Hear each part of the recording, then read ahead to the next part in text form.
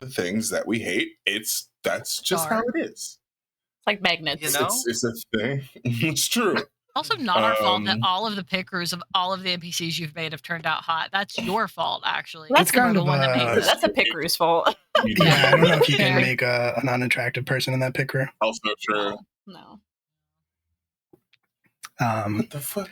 Sorry, I was That's fine, getting the chat up on Twitch, and there was a lady, just titties, just plow, just right there, and I'm like, Oh. this is for what ads. I'm doing. Nice. It's Nice. Aw, Chrissy. It's fine. What a time to be alive.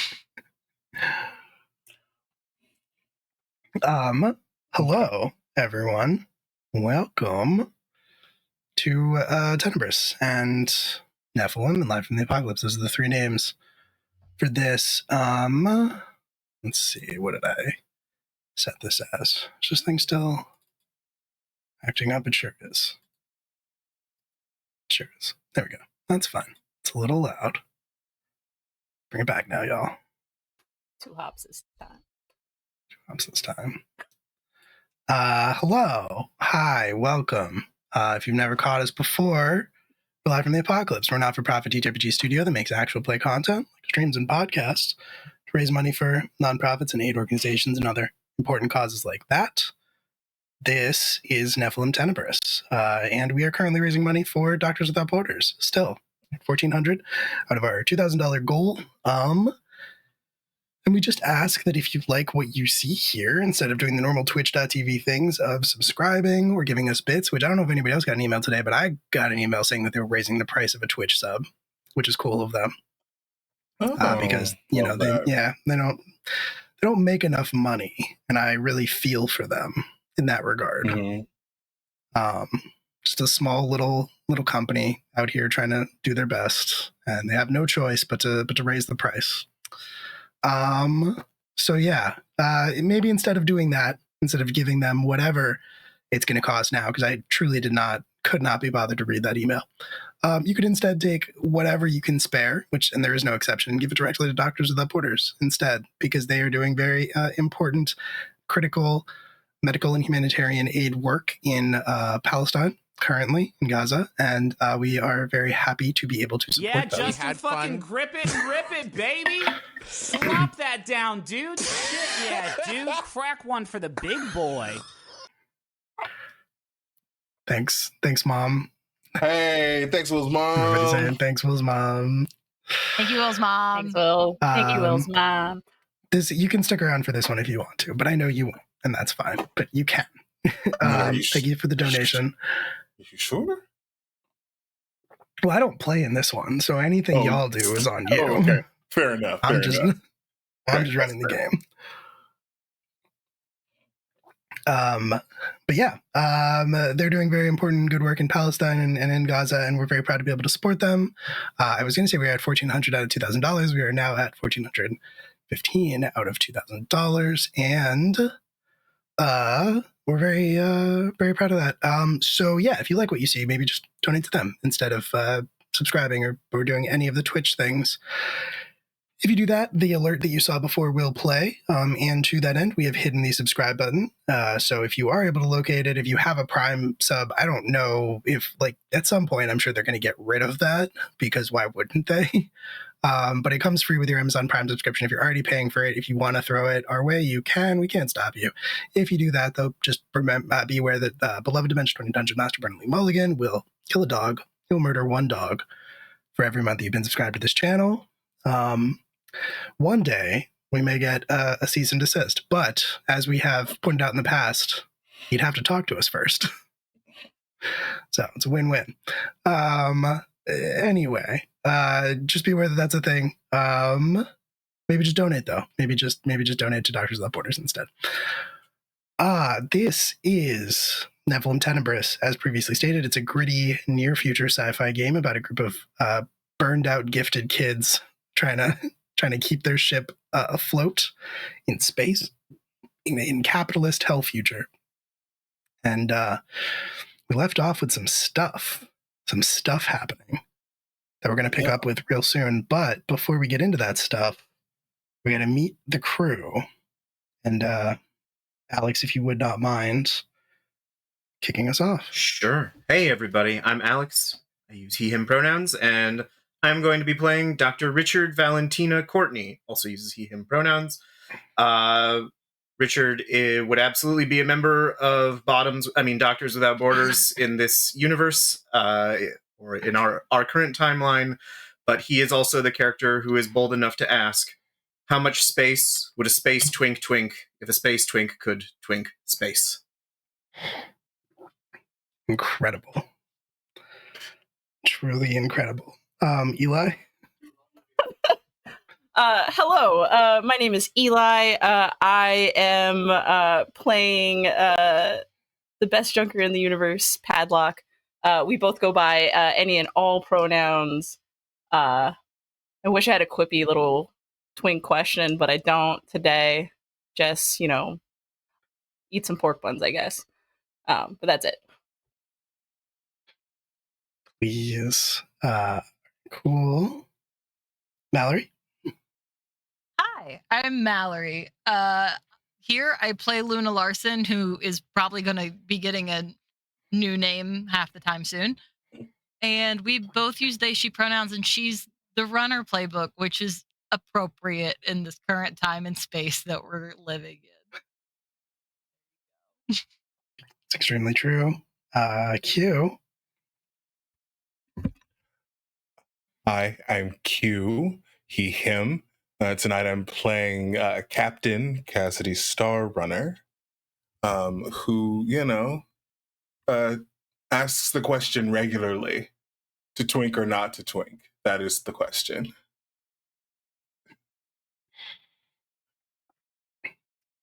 And Rose. You're muted. You are You're muted somehow. Oh no. Oh no. Why did the sound leave? One sec. It's a secret. No, wait. I hear you now. Hello? Yeah. Can you hear me? Yeah. Yes. Yes. Hi. Howdy. My cat is fucking with my microphone. I am Rose. I use they, she pronouns. I play Jojo Broxson, the engineer on this fine ship. She uses she, they pronouns. My bit is that I fucked this up. Yay! Branding is consistent. Nothing else. And hello. Hi. My name is Will. I am your storyteller, and I play everyone else. Who the camera is struggling. I don't have a bit. Welcome to Twinks in Space. I think that counts. Yeah, that's a bit. Fantastic. So, as we spoke about a little bit before the stream started, the first thing we have to do on our agenda is figure out exactly how much you have invested of your upfront pay for this current job, which is half of your total pay, into fuel and supplies for your ship. I just got off finance work, and now you're making me do money math. It's real simple. It's real simple. You have 10 boxes of fuel, you have 10 boxes of supplies. Flying a span costs one of each. You can invest more than one if you want to give yourself a bonus on the roll. Okay. Yeah. And fuel costs 2, supplies cost 1. You have 25. Okay. How much fuel will we need to get to our next... Well, to get to Tranquility or to Jupiter? Hey, thank you for the follow. You were going to Mars. We're going to Mars. Even better, to Mars. Yes. Wherever the hell we're going. That's the captain's job. My job is to get us there. Exactly. You're currently flying to Mars. And I believe we said Mars was... Actually, I don't know if we addressed it, but I think Mars is going to be 2 spans. Okay. Okay. Yeah, okay. Because you are essentially going from the Styx to Mars. Actually, no, sorry, that would be 1 span. They are very close to each other. If you were going Okay. from like Jupiter to Mars, that would be a couple of spans. Okay. And All right. flying a span is variable fuel investment, right? Depending on how our intrepid captain rolls. It's one fuel per span, but you can spend more than one to give yourself a bonus on the roll, which gives you a greater chance of bad things not happening. Okay, we do love that. We do love that. So I think if we do 6 fuel, just so that we have some already stocked up. Yeah. Quick escape. And then let's see. We put it like 6 and 6. So we'd be spending 18. Yeah. So that leaves us with 7 7 in the pocket, Yes. Yeah, 7 in the bank. Yep, 7 in the bank. Nice. I think that makes sense. So 3 fuel, 6 supplies? 6 of each. No. 6 of each. Yeah, so we're spending 18. Gotcha. Yeah, because 6 fuel costs 12 since the size of the largest room on your ship is 2. Yep. If one day you upgrade one of those rooms to 3, then your fuel will cost 3 per box. Yes. Okay. But supplies are always 1 for 1. Okay. Is there a way to decrease? Like, is there like a fuel efficiency? Fuel efficiency? Yeah, the Tenebris is a hybrid. In space capitalism? Efficiency? That was clean. Listen, that's what I was working on when I was at the Institute. So maybe. If you think the mining guilds are going to let us get away with that. That's fair. Efficiency and all. That is true. Any way we can get scrap? Or is this only fuel and supplies? No, you can get scrap. You can, I think both of you, Padlock and JoJo, but maybe only one of you, I'm not positive, has a thing where you can break down things into scrap. Oh, that's if I'm not mistaken. Yes. Yeah. So that's one option that you can do. Okay, cool. Plus, yeah. Padlock has that. Plus there is, I think, a basic move that everybody has access to.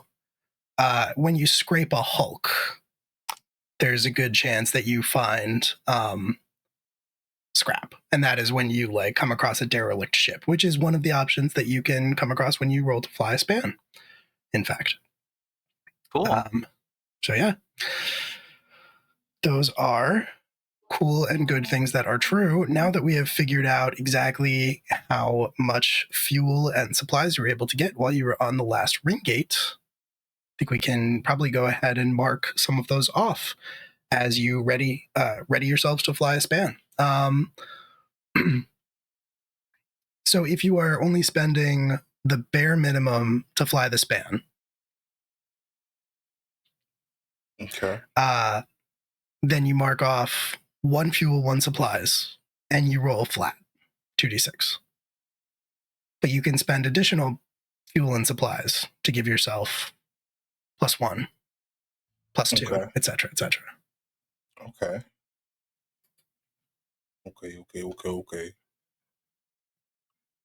And that is technically a captain move, I believe. So you would roll that Q. Thank you, glasses. I don't actually need you at this second. Oh, yeah. So are you just spending the one of each? I'll spend 2. Okay. Yeah. So then that is going to be 2d6 +1. Marked it. Good. So good. Okay, with the +1, that got me to a 10.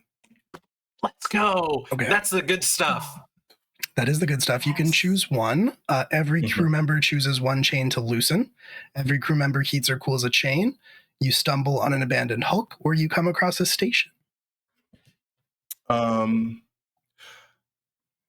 Actually, As the captain with trader's routes, on a 10, I get to choose an additional option. Ooh, okay. Very cool. So I would like for us to find a Hulk. And what were the other options? Every crew member chooses one chain to loosen. Every crew member heats or cools a chain, their choice. Or you come across a station. Okay. I want this one to be smooth. I want this flight to be smooth. So I would like for us to loosen them chains. Thank God. Thank God. Y'all need to chill Yeah. out. Yeah. All right. I'm not even the Everybody. reason that Dickie and I fought. Ours is still taut, but I'll padlock. So everybody choose one of those chains, and you can loosen it. One step. I can work with padlock again. Finally, that's the same. That's what I did. That's what I chose. The adding your heat when you're choking is nasty at heat It's 3. It's nasty. Yeah, it's rough. Never doing that again. Learn real quick. Mm-hmm. But yeah, finding a Hulk, that's important. That is important. That is definitely important. You all are not a member of the Scrappers Union. You are not doing any sort of, you're not scraping these Hulks in any legal capacity. Like, it's not illegal unless the Scrappers Union ship were to already be there. Then technically it is illegal for you to get in their way. But if you come across one that's just sort of derelict and up for grabs, there's nothing stopping you from doing it. It's just that you don't have like the resources in the backing of the Scrappers Union, especially when it comes to selling those parts, if you choose to do that. Okay. That's okay. I know a guy. Right. And by the same token, though, you also don't have to pay dues or like a portion of your profits to the Scrappers Union. So it's pure profit. But we love unions. Yes. We do Okay, love cool. unions. It's true. We do I love do unions. approve. So, Okay. as you bring the ship abow towards the ring gate, Cassidy, we left off with you at the chair, at the helm, Yep. with Miss Chief curled up in your lap, Mm-hmm. getting ready to take the ship into the ring gate. And just to remind everybody that what happens when you enter a ring gate, when you enter the rail network, as it's called, you are basically, your ship is basically being fired out of a rail gun into another rail gun, into another rail gun, into another rail gun, so on and so forth, until you reach your destination. During that time, the rail network itself will take over your ship, like take over navigating your ship. Hey, thank you for the follow. We'll take over navigating your ship for you, mostly because it is impossible for a human being to do that. So the stories say.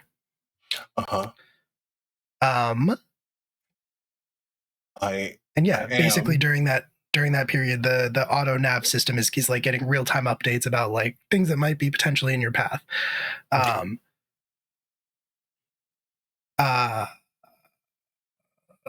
was going to say something, but it's completely gone from my mind. Oh, and obviously you have a like inertia generator built into your ship as well, so that you are not all kind of thrown into the back wall of your ship as you are careening at impossible speeds through space.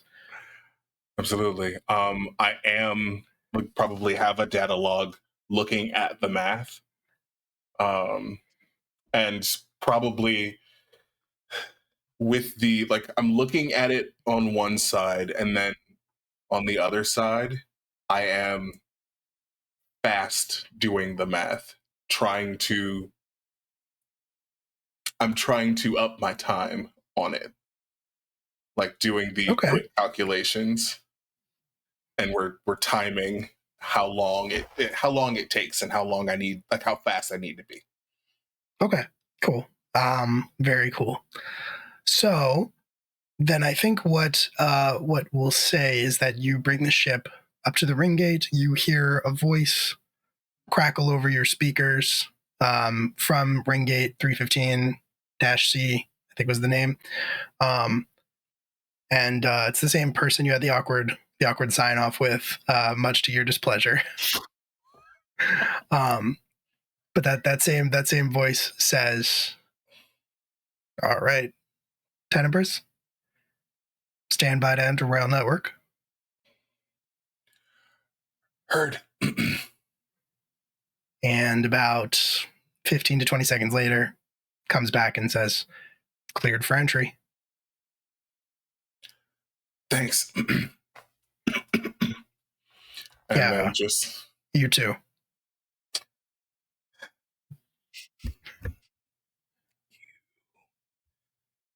hey, what's your like? That's what's your name and boom shot.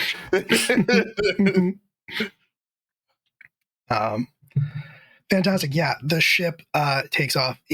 Anyone who hasn't seen this before from the viewport, a lot of ships, more up-to-date ships, have just kind of like blast shields that come down to cover the viewports because it is distressing, to say the least, to experience this in real time.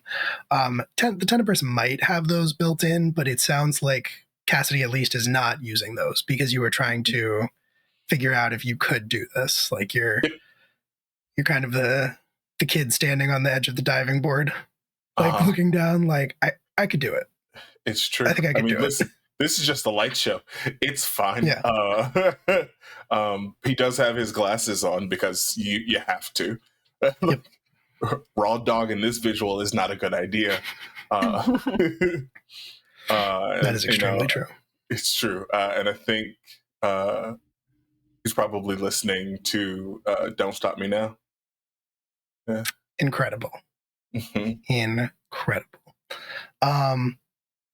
And as your ship starts doing that, you surrender the controls. Reluctant. Yeah. From here, you're going to keep, the system is going to guide you to the next ring gate, which is going to fire you out of that one to keep your momentum going, onto the next one after that, et cetera, until you get spit out in proximity of Mars. But you probably, even at the incalculable, well, it is calculable, but even at the tremendous speeds that you are traveling, it's going to take you at least a few days to get there, even with a 10. And yeah, at any point during this journey, we can hit that Hulk. So I think at this point, I'll just ask, is anybody doing anything during this span? I think Joe's in the engineering room, of course. Like, I think that's where she goes to cool off. And we talked about the engineering repairs last time, but I think it makes sense that on this journey, like, that's where she is just like in her element, moving up and down the giant ship to make sure everything's loosened, tight, and like taped where it needs to be, gum where it needs to be, stapled where it needs to be. Absolutely. To your eyes, everything seems to be in order. You've had some shaky entries, but in this particular moment, your ship is fueled, you're supplied. It's about as clean of an entry as you could hope for.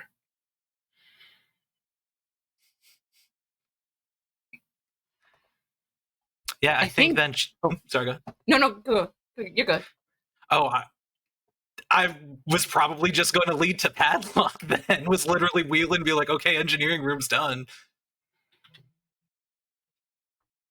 I think for Pad was absolutely face in a port waiting for us to go through that stuff, because I'm absolutely watching all that light show with goggles, of course.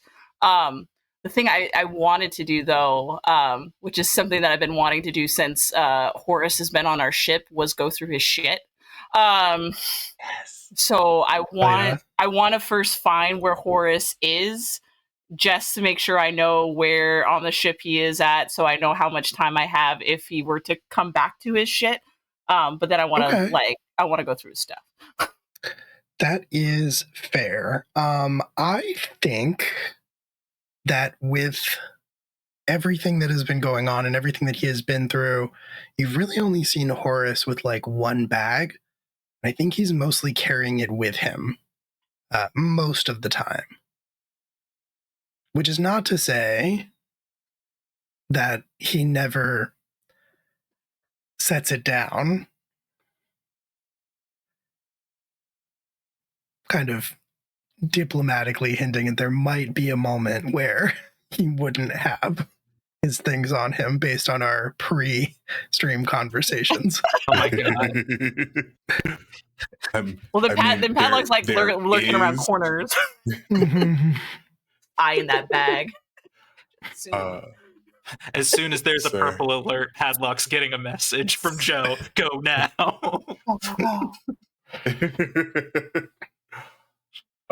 You might have some unintentional help with that. It's fine. Uh-oh. I'm all slow and weird. What's happening? Hmm?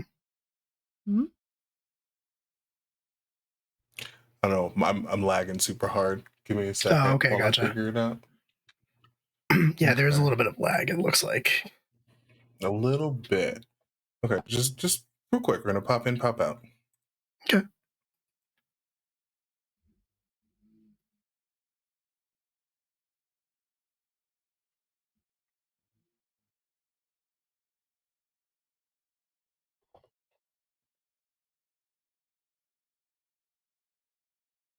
All right. Much better. Okay. So yeah, I think Eli may have an unintentional little helper because I am trying to get Horace's attention. Okay. All right. How are you planning to do that, Cassidy? I think that, once they're out of the rain gate, Cassidy moves out and about around the... Oh, boy. Oh, buddy. I'm all the bad guys. JD. For shame. $29, JD. Jeebus. One more. Oh, I love you. Mm-hmm. I think he's wearing just a pair of jeans, low rise. So it's just all skin and tattoos, just hanging out, making sure that Horace gets out of the room so he doesn't stay in there, because otherwise you get stir crazy. And the flirting is obvious. I don't know if that was clear or not. Well, obvious to Cassidy and obvious to Nevin Westcott are two different things. I mean, okay, that's fair. That's very fair. Yeah. Mm-hmm. But maybe he is. Like, is he oblivious? Because that's adorable. Well, I mean, you said you were trying to get him out of the room, basically? Yeah. So trying to get him out and about. We'll eventually end up back there. At least that's the hope. But so to make that determination, I think I would need to know how obvious. What are you saying to Nevin or Horace?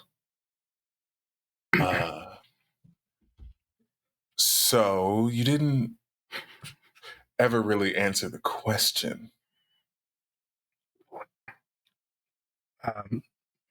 Well, you answered one. Your friend that you're going to meet. That's not a... It's just a business relationship. Maeve? Maeve? Sure. Yes. No. Maeve is... No.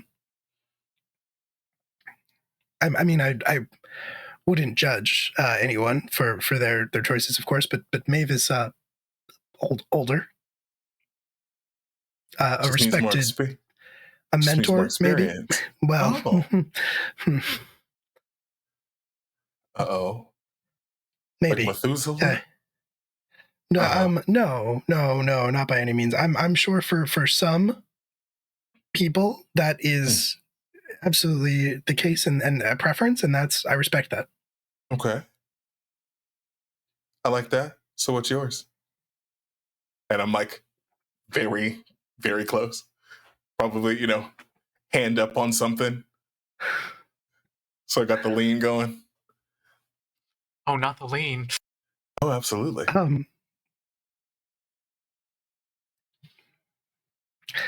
Is there a roll that I could have you make? I believe that there is.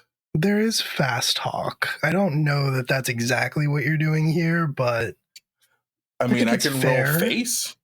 Yeah, roll with face. I don't want to imply that there's any type of coercion or anything going on here, but I think that's the closest move for our purposes. So roll with face.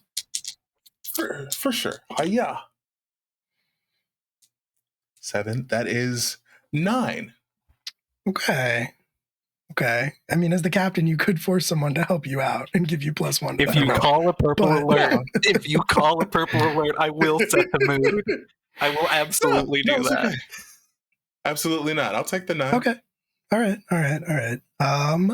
So then with the 7 and 9, they'll buy it, but they need one more thing from you first. Oh.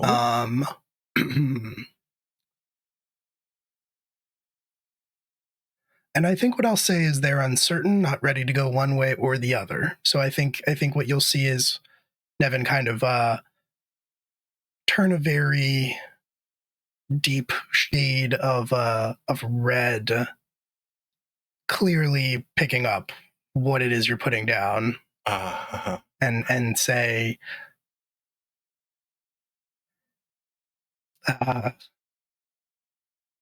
Captain, I'm not certain that our relationship should go beyond a business one. Why not? We have several days. The ship's flying fine. And as I said, I've already given you my word. Not going back on that now. And it should be noted that if the answer is no, I will respect that as well. But, I don't know.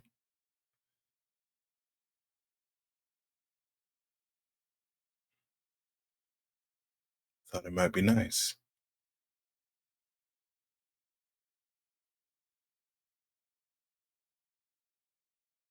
How many people have you killed, Captain?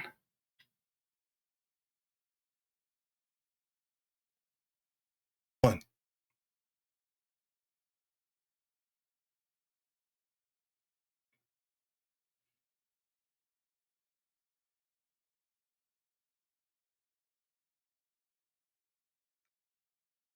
I appreciate that you and your crew do whatever it takes out here to survive and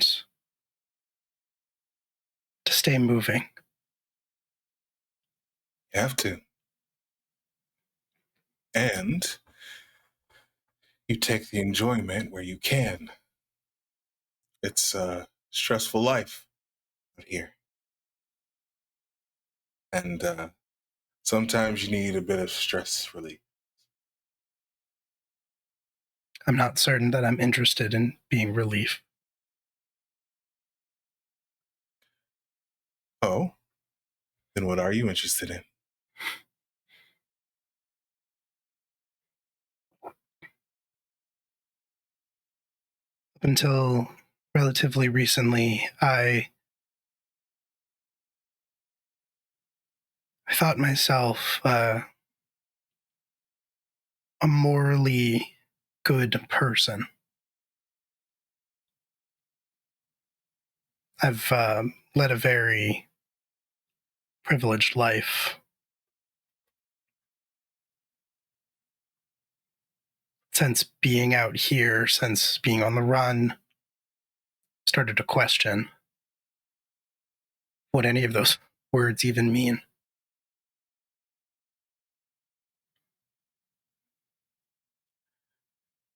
Yeah. The black will do that to you.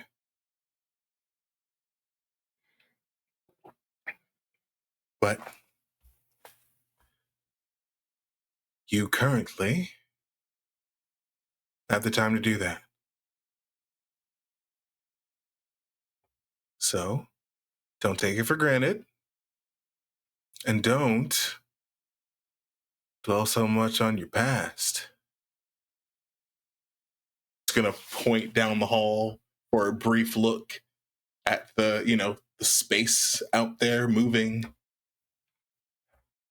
Look ahead. Move forward. Otherwise, you'll get lost in space. And he doesn't look. He doesn't look towards the window, towards the viewport that you point to. He looks at you, but he says, I suppose it does have kind of a dangerous allure to it.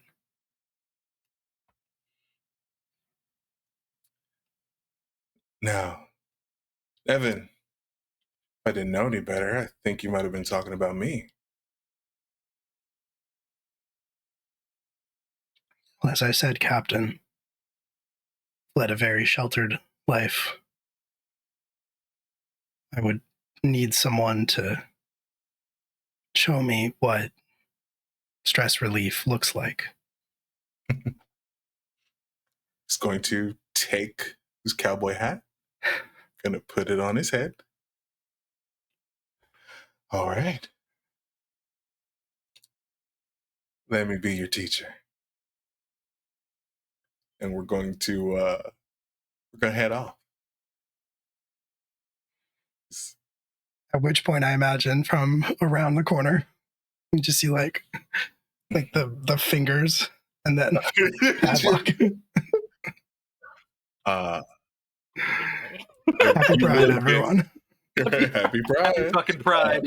You will get the alert, Jojo, that, we need. Yeah. Yeah, it's. Oh, I'm so proud of him. He deserves this. And you're free to go, Padlock. Tell me what you find. Hopefully it works out better than it did for Luna. Truly. Can only hope someone deserves to have a nice time here because you had a nice time. You had a nice time first. I did, and then everything went to shit. What's the likelihood that it's two banging regrets? Like that could never happen in See, space. but then he can't regret. It's not a regret anymore. We just had like a slight kerfuffle about it. It's fine. There was just like a small stabbing, and then everything went back to normal. Uh-huh. Very Just a stable. small, tiny stabbing. All right. Well, Cassidy, with you leading Nevin off, Pad, I assume you were going to be moving in? Yes. All right. And I think in this particular case, because specifically Cassidy came and got Horace, he did leave that bag on his bunk, essentially. So it's relatively easy for you to access it if you want to and start going through it. I do. I want to see what's in that bag. Okay. My curiosity's sake. Extremely fair. All right. I think you don't find anything that jumps out at you too strongly. I think that the first thing you would notice would be a data pad. He does have one of those in there, but it is, I think, powered off currently.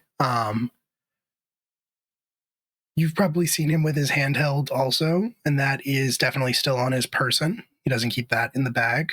Aside from that, he has clothing, jewelry, definitely not the types of clothing or jewelry that you would expect somebody who is on the run to take with them, but given what you know about him, you're not sure he had any other options to choose from.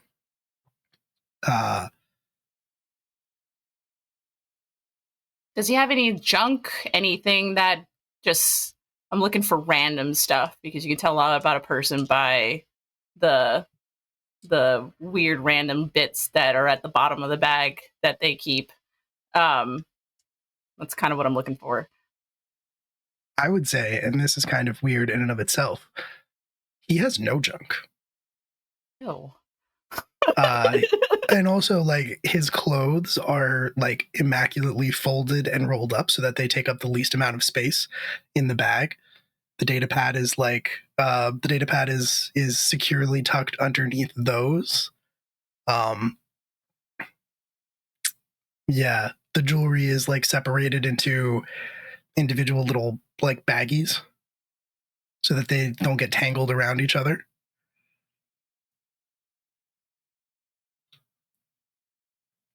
That's disappointing.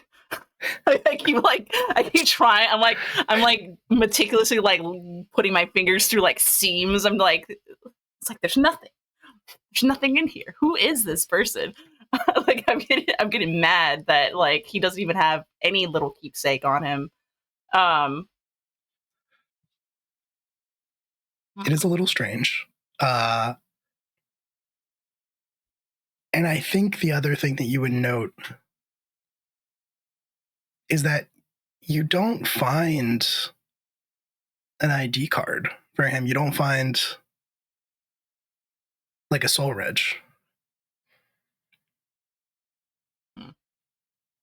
Maybe he's walking around with it, but Who does that? yeah, it'd be weird on a spaceship. Normal on like a station, but definitely weird on a ship.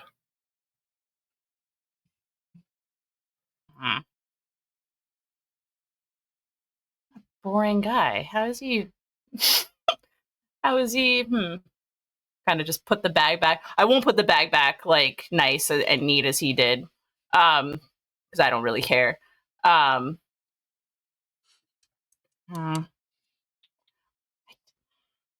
of me wants to like fuck with his data pad, but I don't know how much time I have, and I don't want to get caught.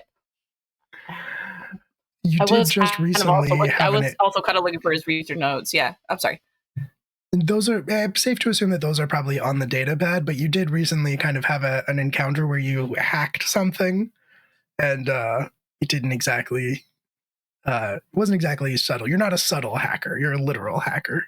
If I do it twice, it's not good for me. I'll leave it then. But it hasn't scratched my like curiosity itch of Nevin, given our last conversation. I'm still trying to figure out exactly what he's up to or what he was really doing at Tranquility. Was being really super vague about it, and that's what's got my curiosity, but I'll leave it for now. So I'll just like put his bag back and leave as quickly as I came. Okay. All right, cool. And I think we're fading to black on Cassidy and Nevin while that is happening. Does anybody else have anything that is going on? Yeah, I think Luna's doing a lot of thinking. It's sort of them thinking back on the times they've seen friends or colleagues or whatever you would want to have called them back then, who have had to do something very similar of like pick a new name, and it like thinking back on how far they went with it and what is necessary for her to do up here, and that it's not just for her safety, it's for the safety of the crew, because what if someone found out that they all lied about throwing me out of the airlock after I died? And so it's a lot of thinking and gathering materials and then not doing anything with them and just trying to figure that out over the few days that we've got. I think that makes sense, especially because Luna, more than most of you, has a complicated relationship with their name. So I'm curious, how does Luna feel about that? About the idea of not being a Larson anymore for all intents and purposes? I think it's more difficult than they thought it would be. Like it obviously, in the line of, we'll say, work, I guess, that Luna has always been into, it is an inevitability that someday this might happen. And they've watched it with other people, and like how difficult it was for them to walk away from their families, and they did that part already. But now this is like the last letting go of all of that, because having the name was the last connection left, and now that's gone too. So I don't think that they expected it to hit them that hard, but it's hitting them a lot harder, which is why they're mostly staying in their room for these few days, unless they have to come out. Okay. And I guess that begs the question, because at the end of the last session, you did give Sawyer a new name. Yeah, and but then is that what you're immediately actually sticking with? No, immediately regretted it. It was one of those things of like, I've always thought this name was pretty, and then said it out loud in applying it to themselves and went, no, actually That's not. fair. That's not happening. You don't even know if he heard you, so Yeah, and fine. I have no idea if he heard me anyway. And even if he did, he was the one that was like, it's probably better off that we never see each other again. So it's probably better if he's looking for the wrong person. No, I think that after a while, they finally settle on the name Nova as a new first name. Okay. Cool. Anybody that does hear them when they're out of their room just hears them mumbling first names under their breath. Like, not even trying a last name. It's like Indigo, Phoenix, Aspen, not Aspen. That's horrible. Do you need to go see the doctor, Luna, or what? You good? No, I'm super. I'm totally fine. Everything is cool. Trying out new names for the whole new identity thing. I figure that's like the first step, and then I got to figure out what to do after that. Because what if we get on a station and someone? I mean, I don't think anybody would recognize me, but what if they do? What if I don't even know why the guy was looking for me? Hey, got to start somewhere. Name's good as any.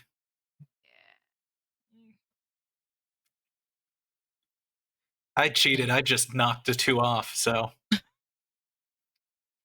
I think Nova seems like it's still space related. It's like sort of like it's still 4 letters. It still ends in an A. It's not even that different. That's what I'm trying to tell myself anyway. But it's, moon, sun, it works. Yeah, it's somewhere in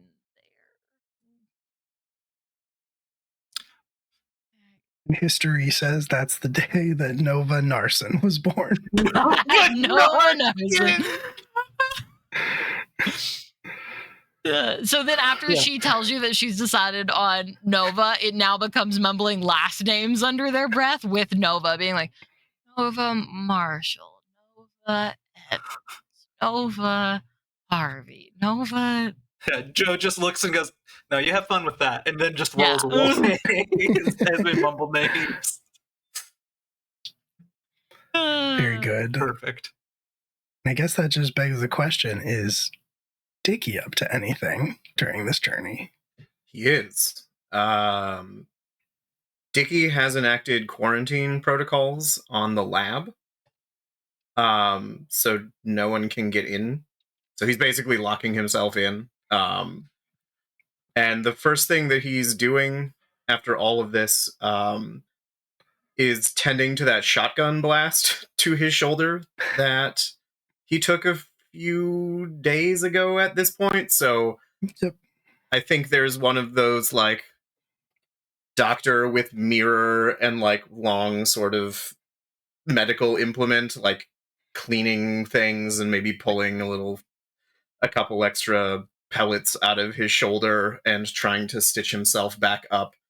And then when all of that's done and he's sort of like starting to think about the crime capital C trademark, is when he fully puts the med bay into quarantine mode, and I think he just lays down on his operating table and starts playing the Yelchin Foundation anthem on repeat for hours as he just lays there and like lets that sort of wash over himself. And then when that's done, he turns it off, takes out his notebook, and like connects the tablet or whatever he's using to an arm so he can still lay down, and he starts writing a new poem because he has an idea and we need to talk to Bex. But first we need to finish this poem. So that's what the entirety of his experience is. He's not eating, he's not sleeping, he's just like hyper focusing on this one thing. Listening to weird Russian anthems and Correct. Yep. Writing poetry. Okay. It's just like me for real. All right. Very good. Very good. I think we see all of those moments as they take place before we cut to Cassidy's room sometime later. And I'll ask you, Q. Cassidy's the captain. Do you have a bed? Is it a cot? Is it a hammock? What are we working with here? Okay, so hear me out. I'm going to ask for two things. Is there a door, like between the bridge and the rest of the ship? Yes. Okay. Can I have enough room to have a bed there? I mean, even if it's just like a little fold out. Yeah, like a Murphy bed kind of cot situation. Sweet. I could see that. I think that would make sense for some ships to have, especially if like pilots need to grab just like a few hours of shut eye. It's gonna be a tight squeeze for both of you, but I mean, that's yes, fine. That's fine. Listen. Truly, we're going to be using most of the cabin. Oh, Lord have mercy. The cabin, yeah. Most of the cabin, it's fine. Yeah, most of the bridge, it's fine. But anyway, yeah. So that's where we are currently. After the fact, just looking at the space out in front of us. And yeah, I think that is where we probably would find you. Blanket, twisted tastefully.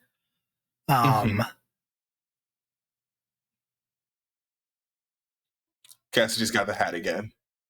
Right, of course. How do you... Now Nevin is staring out the viewport ahead. Good. And he kind of has his legs that are kind of tucked up to his chest, arms sort of wrapped around them.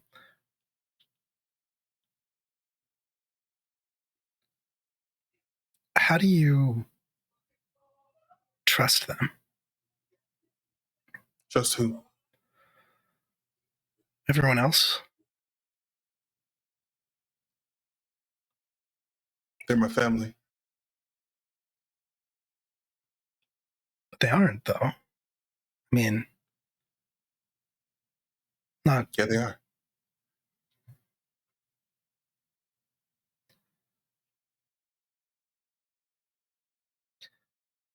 I guess what I mean is just everybody seems so secretive. Yeah. Sometimes you have to keep them. Just for yourself.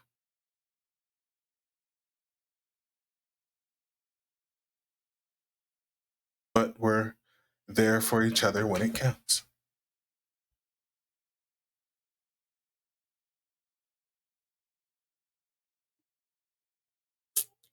Full and complete honesty regularly leads to disaster. Sometimes you have to guard your heart and yourself just to fit into your own existence sometimes.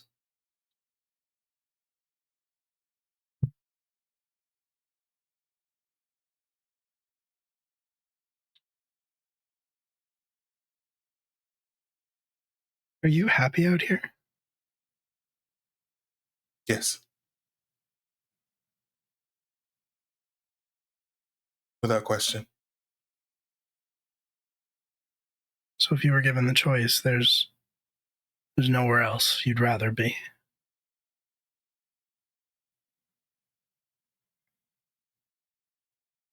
No.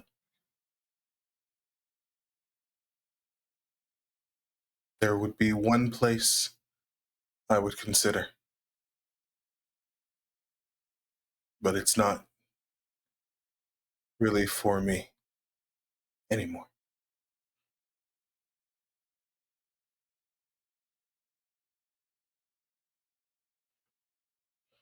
I would ask where that place is, but I get the sense that might be some of the guarding of yourself you talked about. No, this one you can have. Jupiter.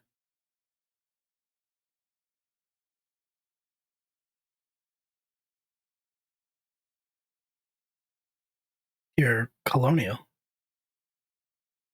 I am.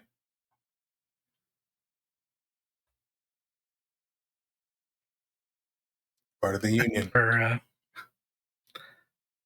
I've never met anyone from the collective, but you're not what I expected. What did you expect? Might as well say it. Well, not neon lights and low-rise jeans, I'll tell you that much.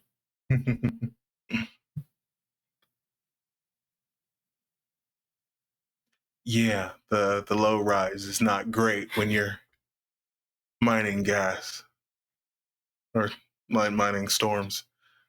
But we are just as multifaceted as anywhere else.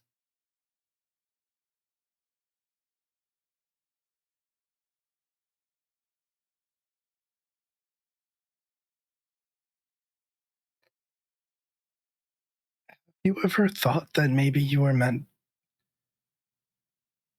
Have you ever wanted to be a part of something greater? Then what? Than surviving? At one point.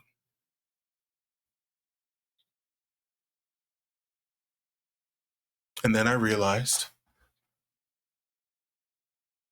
that something was what other people wanted, what other people envisioned. And I would only be part of the machine, a cog in the system, and one that was not properly oiled.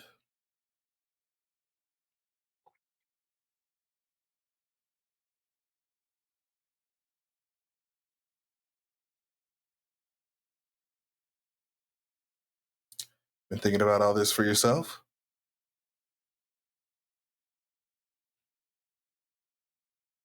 Very similar thoughts.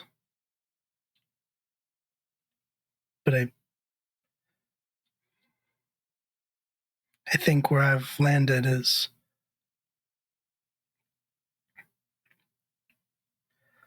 that the fault lies with the system.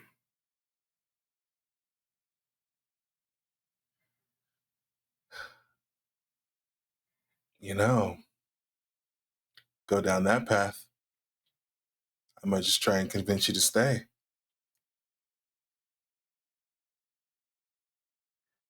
I don't mean living outside of the system.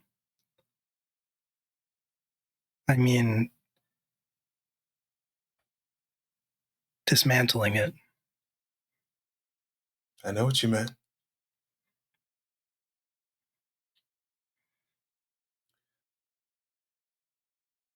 But as it stands, with us on the outside, we are small fish in a very, very big pond. So we take little victories. While we are working to slowly tear it away.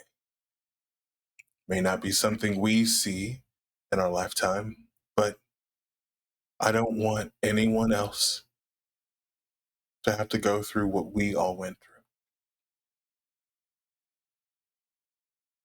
All of us. He looks at you and says, "What if you had the chance to do more?"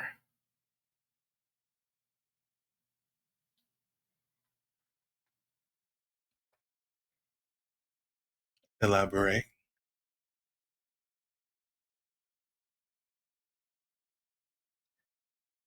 What if you had the chance to not just stand on the outside and slowly erode things in your own way? Something is brewing, Cassidy. Something is coming. Things are changing.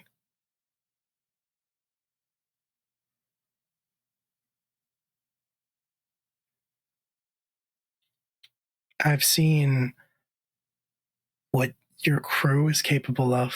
I've seen what your ship is capable of.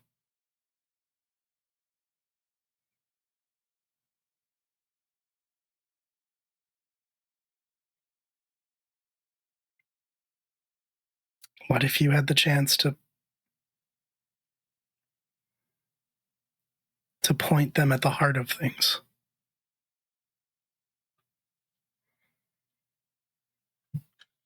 I'm going to need a lot more details than a vague something brewing.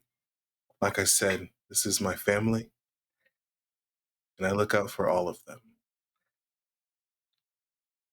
I don't have specifics, but I know that there are rumblings that the coalition is planning to breach the treaties. That the ceasefire that has been in place since World War III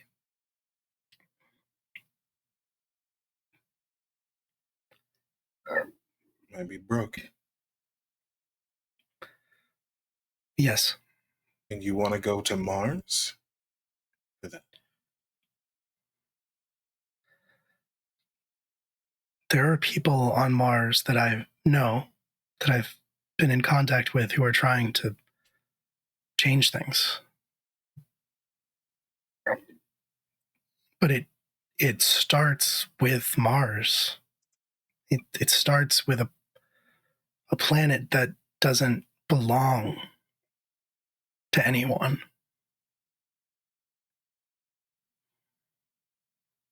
And the second that stops being true,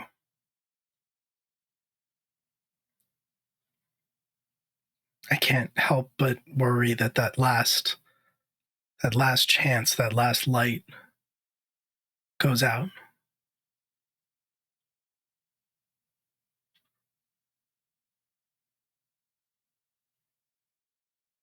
So, what exactly do you see us doing?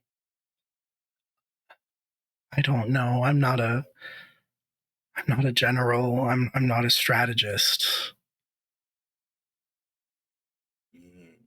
But I think you care. And I think that that's what they need. That's what we need.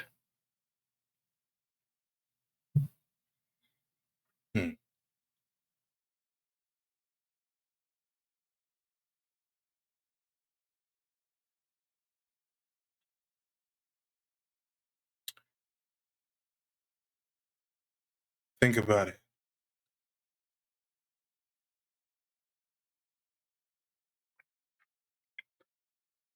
When we get there, you can meet Maeve. The way that she talks about things, I mean, she has been doing this a lot longer than anyone else that I know of. And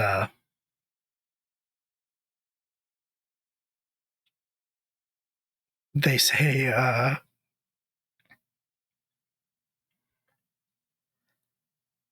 she was the first human born on Mars.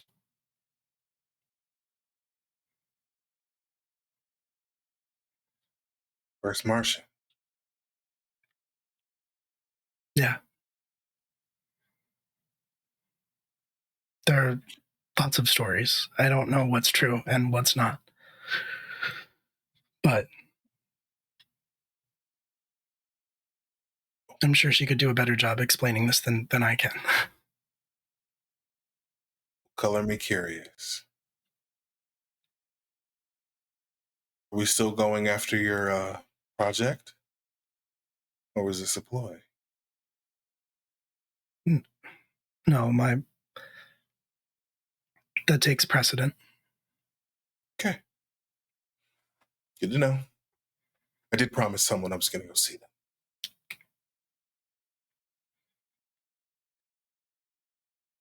Should I be jealous? I mean, we still have a few days. You don't have to be.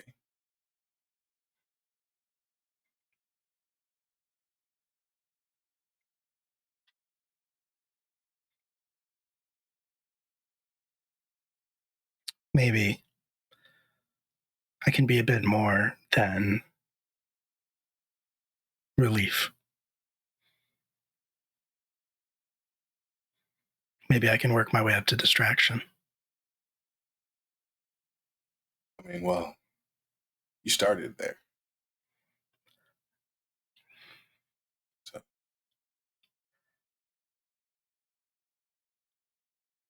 And he opens his mouth to say something else, but then an alert starts sounding, Cassidy,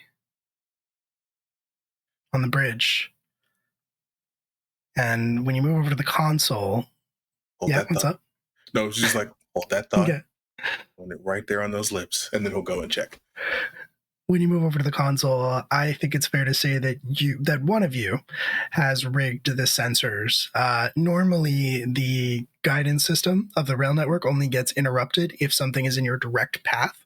If it's something so big that you can't possibly navigate around it, like an asteroid or something like that, then it just cuts off and it halts your progress. But it seems fair to me that you might have altered your parameters to sense smaller objects, maybe even derelict spacecraft, so that you can drop out of the rail network and investigate and possibly scrape such objects. And that is the particular alert that is going off currently. I feel like there's maybe a very silly padlock-esque like big red button that has been attached absolutely, yeah. Just that has to be like moments behind. Push the button. Did you hear it? That's a nice hat.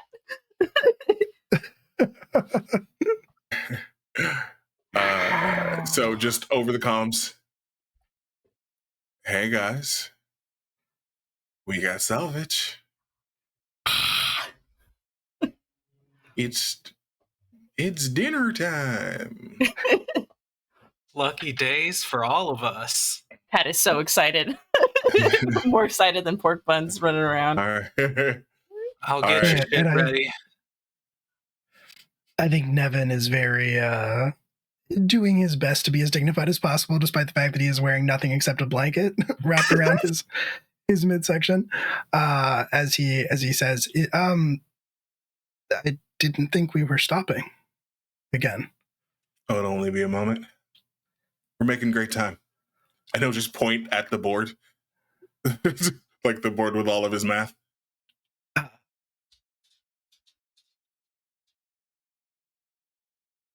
be a quick trip.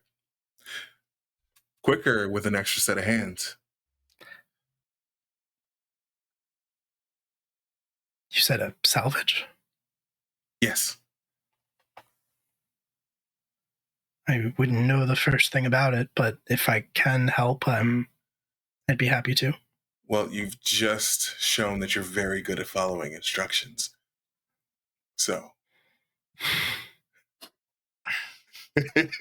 You know, you're on open comms, Captain. It's Click. Luna has full on just like covered their mouth, being like, I'm not commenting. I want to comment. I'm not going to comment. Anyway, your suits are ready. I'll meet you on the bridge and I'll watch. I'll man the ship while you guys go out, I guess. I'll get an extra suit for Horace, who follows instructions really well. Click. Roll to the bridge. Well, welcome to the Tenebris. Hey. We're gonna go get dressed. Titles card.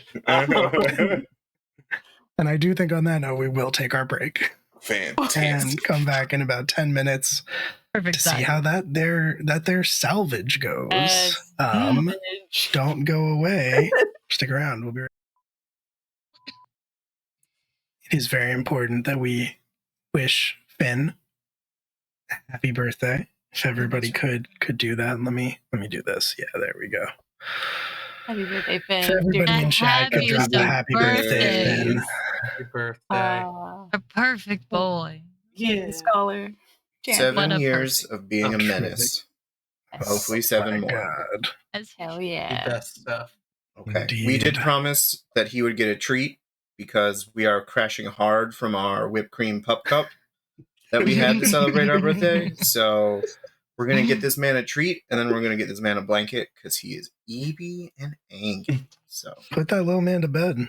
say thank you, Finn. He won't. Thank you, Thank you, Finn. Finn. He has no Thank you, manners. Finn. All I love him right. so much. He's so perfect. So I good. also love him. Oh. Wow. We do love a low guy, as evidenced especially by what happened right before our break. True. Nevin Westcott confirmed low guy. He's a little, just a little guy. Just a Little little guy. Low guy. guy. All he is, for sure. I think we have Anyway. another spacesuit in Dickie's size. Yeah, it's perfectly fine. I mean, Dickie does I not guess go into space, just to be clear. that The is whole a point of good- space. Yeah, that's fine. That is a Fair. very good transition to smash cut, I think, to the bridge. Or sorry, not even the bridge, probably like the docking bay, like where Padlock killed those guys. I mean, what? What? No, Joe They were pushed them. Pushed. They were Right, pushed. exactly. Where Joe JoJo in where her Joe wheelchair pushed went And like I them. pushed him. that. Yeah. And I pushed 100%. Hey, they We were fell all over. there. We all saw it. We sure we did. all saw it. It happened. I'm in love with an idiot.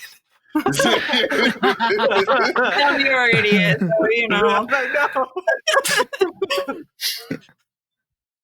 So, with all of that in mind, when we cut to the dock, who is there and who is suited up amidst the crew to go out and see what you can grab from the ship? Pat is there for sure. Definitely. jumping up and down. I think Joe is there to see the crew off, but in her wheelchair and / I think if Nova and Cass are taking off, then Joe essentially becomes captain on deck until Cassidy or Nova return. So she's waiting and then going to the bridge to watch the ship. I like that Joe has decided that she outranks Who Dickie. runs the ship? It is me and Dickie. It is Is I on was that gonna say, iron? I do think Dickie's there to do like a pre-EV checkup on everyone, just to be like, all right, make sure you've got enough oxygen. If you run into any contaminants, let me know. Avoid sharp, pointy things. I was going to bring a lot of sharp, pointy things back. Well, no, you can bring them back. Just don't, Just don't get stabbed by them or Right. have your suit cut by them. Thank you, Captain. Yes. You're welcome. And this is mostly for our new EV individual, and Dickie gives Nevin like a look. Which is a great question. Are you making Nevin go onto the derelict spaceship with you? That looks like I would offer him the opportunity. If he is like he's being a little scared bean, he doesn't have to go. I mean, he's definitely a little scared being, but he would definitely be sort of like, no, if you need an extra set of hands, I'm happy to jump in. Of course. Yeah, good. You kind of need to learn how to like put some junk into your life. I'm just saying. I guess I've never really put much of a value on junk. Well, you should. They're the most valuable thing out there. This is better than currency, more than gas and fuel. It's a little junk in your life. Like, take care of something. I don't know. I think. You're right. I think it's true. Cassidy is like behind them going. Behind who is the real question? Are you shaking your head behind Nevin? Behind Padlock? Behind Padlock, yes, behind Patty. Just like, So then, yeah, Nevin is there in a spacesuit. Yeah. Have we given Nevin his call sign? It's Horus.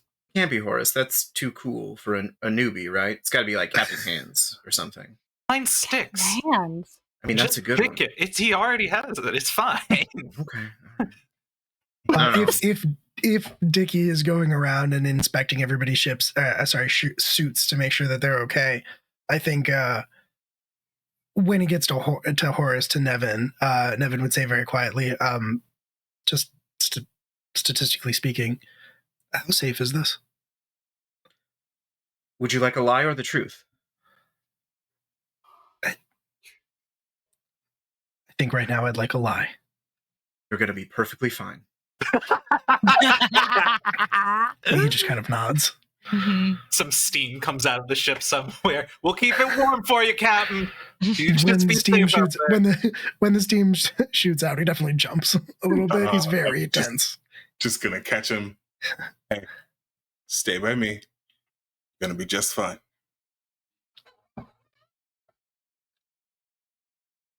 All right.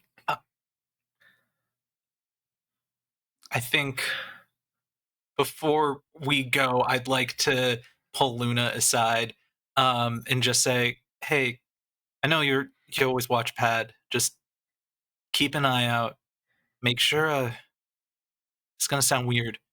Don't let anyone in the crew hurt them. Not just like usual watching out. Don't let them, even if it's an accident, just watch out. Got it. I'll be by them the whole time.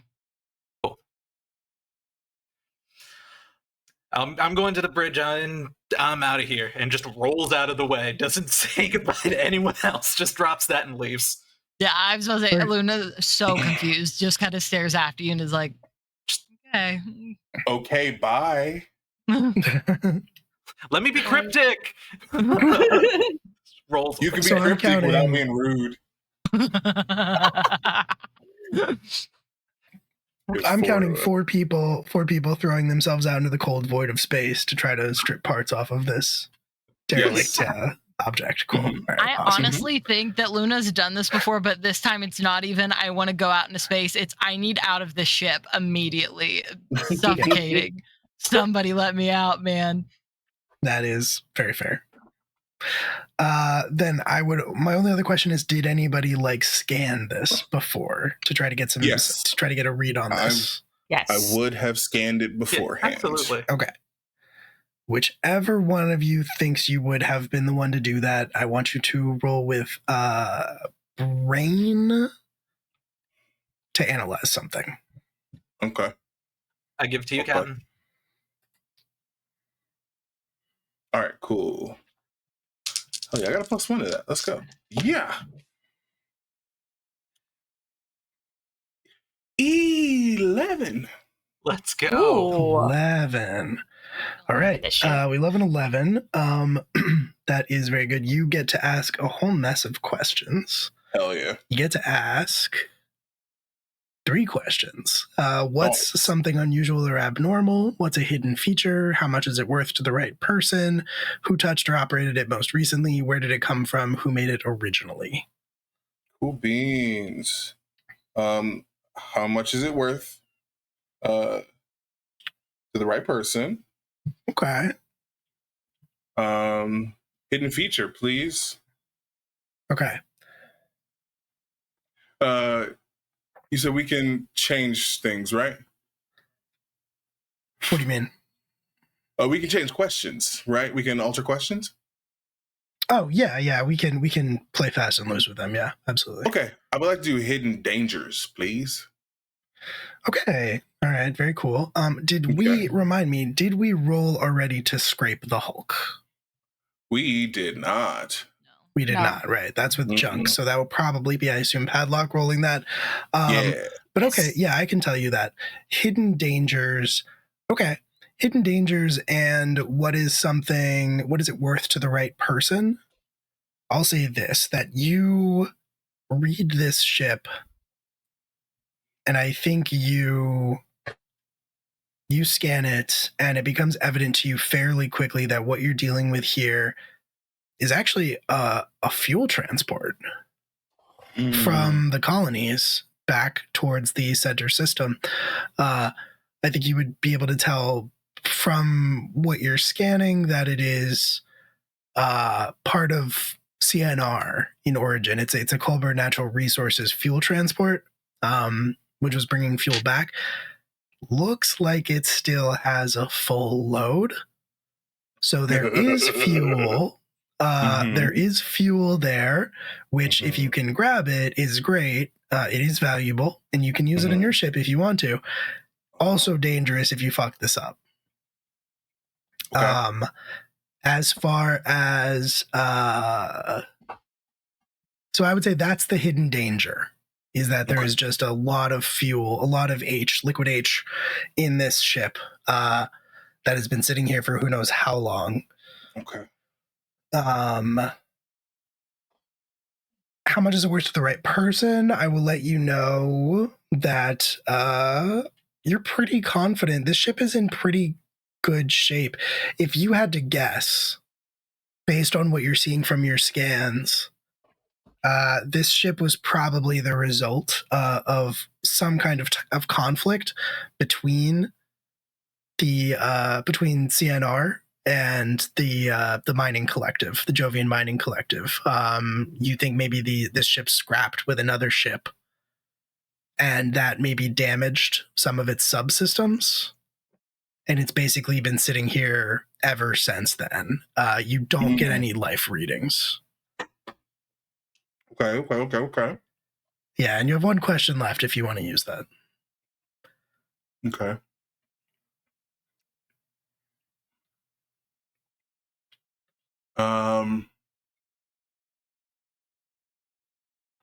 I guess no, best point of entry just seems a little obvious.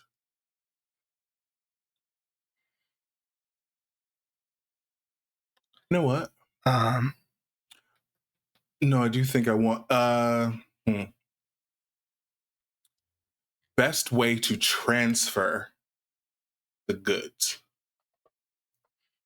Okay. Yeah. That's actually a very good question. I think probably you'd realize that, especially with your background, that the safest way to approach this would be to siphon fuel into the Tenebris before you even try to scrap it.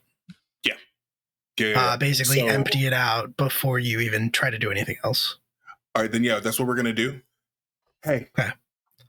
We got a tanker, so we're going to fuel up first. Okay, and then we strip it for parts. Yes, because otherwise it's a potentially ticking time bomb. Oh, that's never stopped us before. Yeah, but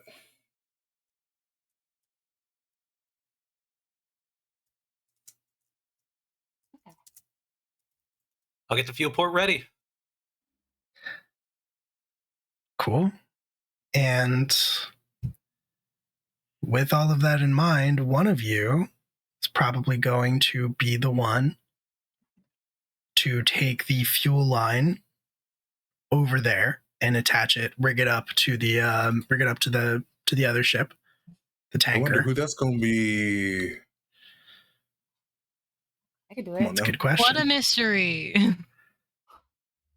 I mean, Eli, if you want to, sorry, Patty, if you want to, you can, but it's up to you. I'm literally from Jupiter. Oh, I mean, okay. Well, if you know how to do it, that's fine. Okay, yeah, I'm from there. Yeah. Also, the pleasure it would bring me to fucking hose a CNR tanker. Hmm. Well, Very good. don't make me like step in the way of you and your pleasure. You got a lot of pleasure to go around. I mean, well, that's true. But Nevin yes. doesn't make eye contact with anyone. Seriously, we're on open comms. Hey, you're the one that made that. You're the one that made it gross. Oh, Get the fuel inside us. Shut up. You did that to yourself, I JoJo. always do it to myself. So I think to start with, Padlock is undoubtedly coordinating this job, which means that I want Padlock to roll with junk first and foremost to scrape a Hulk.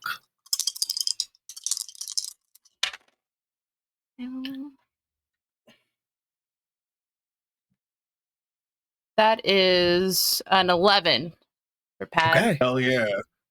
Fantastic. So you, on a 10 plus, you find something useful or valuable or both.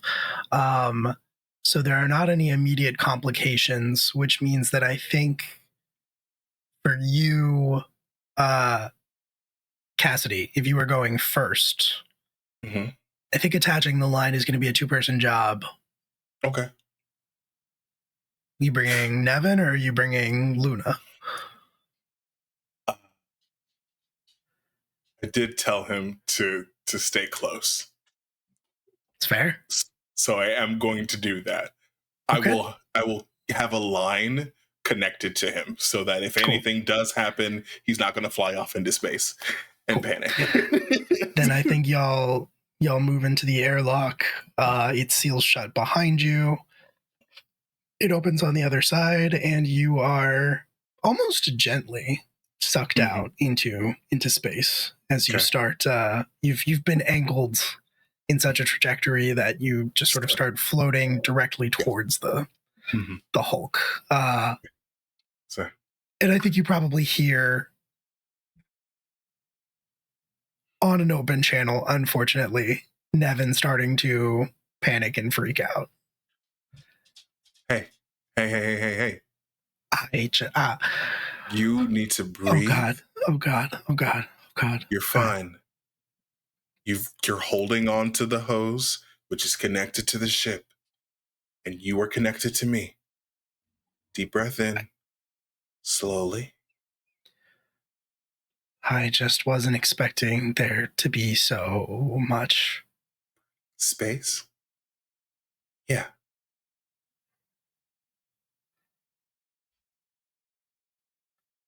Breathe.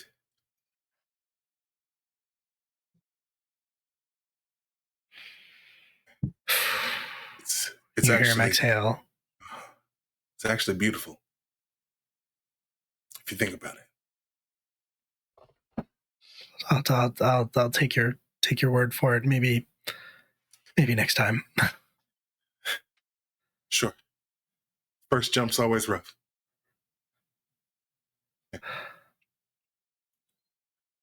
Unclench your jaw.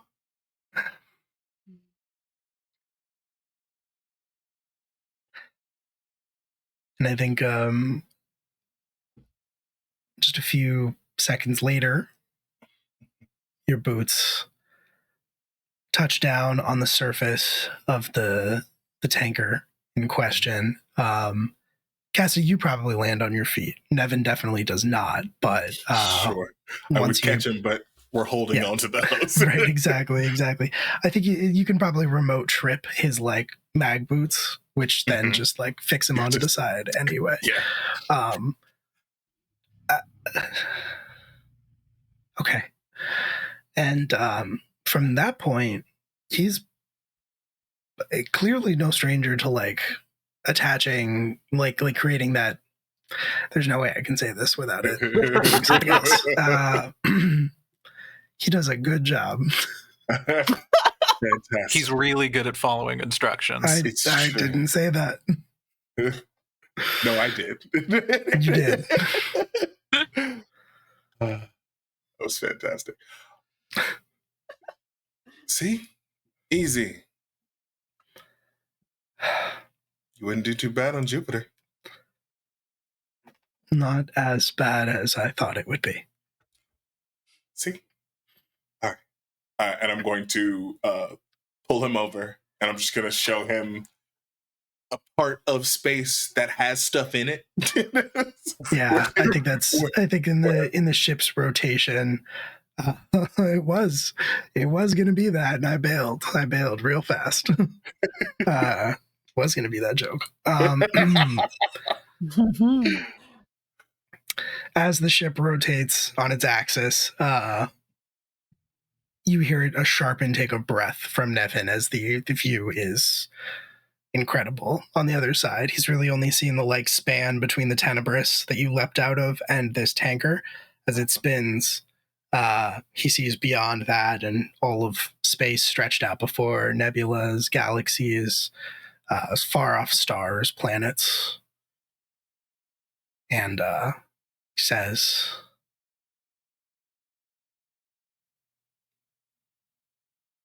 this might actually be worth everything. Yeah. Sure is. All right. Calling back. All right, hit the switch. And assuming Jojo or Padlock does that, it starts siphoning the fuel out and onto your ship. I think you can add... Yeah, I think you can add 2 more fuel. Nice. Take it. So 4 credits worth of fuel, but 2 boxes. 2 boxes. So we're back. We're back up, Captain. Oh, yeah. But Nicely you don't done. have supplies to match. Sure, that's fine. That's fine. Yes, we got a burn to go somewhere. At least we can get out pretty. Nice job, Horace. Thank you. You're all right too, Captain. Click. What the fuck? What did I do? What the fuck did I do?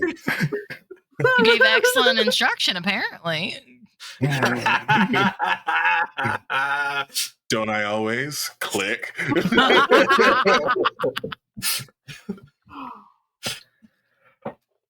And then I think after a few minutes of that, Luna and Padlock would likewise touch down. How comfortable / experienced would you say this is for each of you?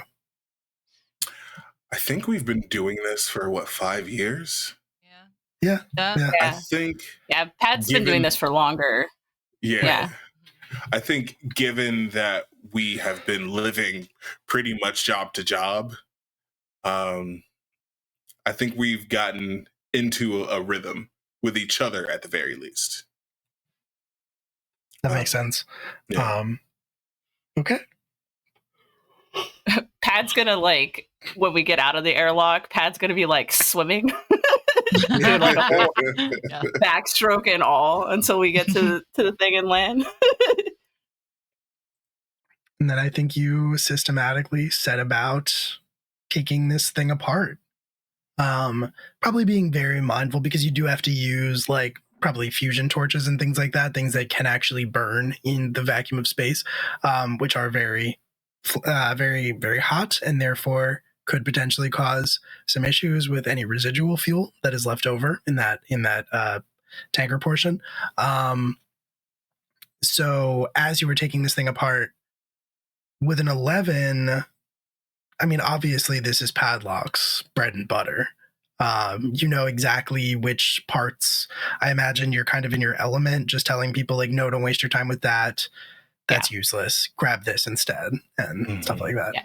Like copper wiring. Yeah. Like port monitor, like all of that stuff from the brig, stuff in the cargo hold. Everything else is just not worth it. But yeah. Yeah. I think when we first started going out, Luna only knew like parts of what were valuable, and it was really only what they would ever steal off Earth or at Tranquility. And you were like, no, this is good. Like, I need this thing. And I'm like, okay, I guess. Why? And I just have why? memorized a list of things to take for Padlock now. And then I take anything that looks shiny or mildly interesting for myself. And I think this is definitely right. And I think this is definitely one instance where Nevin kind of like earns his keep, as he also appears to be very adept at knowing what is worth taking and what is not, especially when he starts taking apart the consoles and things like that inside of the ship. He might even, since you're tethered together, Cassidy, he might even be telling you, like, don't bother with that. That's useless. Just grab this instead. Oh, now you're the one giving instructions. All right, I'm into it. You're not living it down. I'm so sorry. I didn't mean to do that to you, but here we are. So,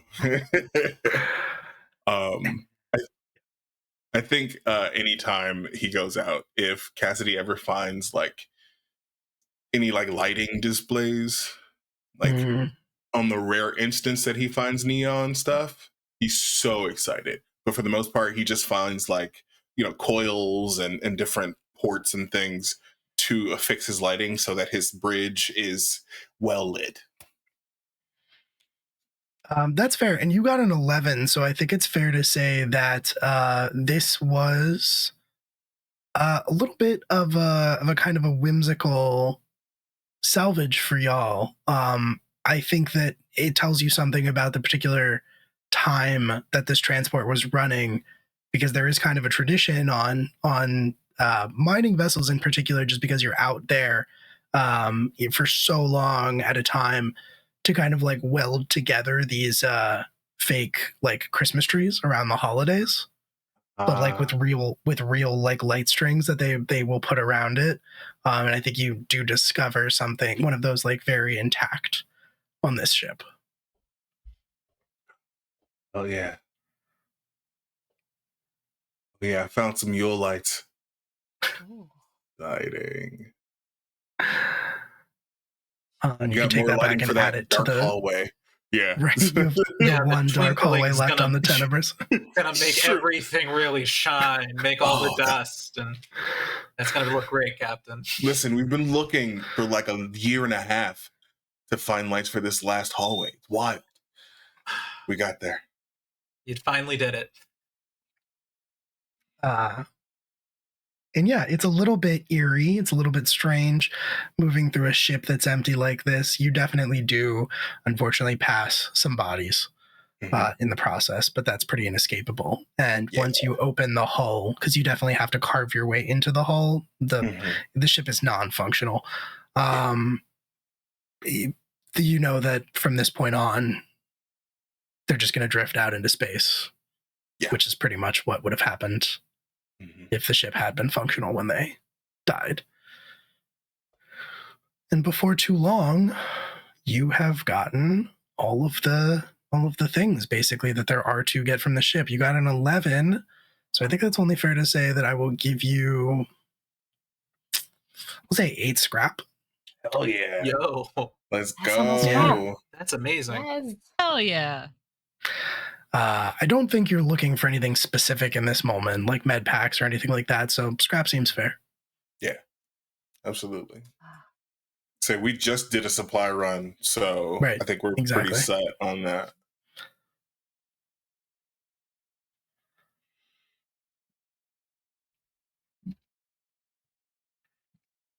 Yeah, once we've gathered all the things, we'll just head back. Yep.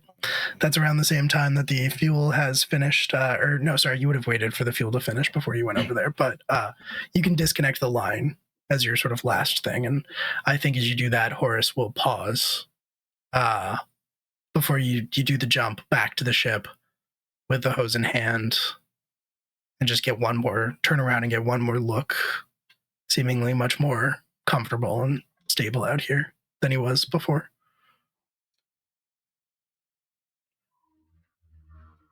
What'd I tell you?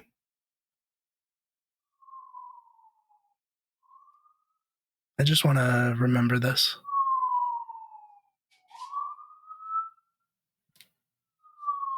Yeah.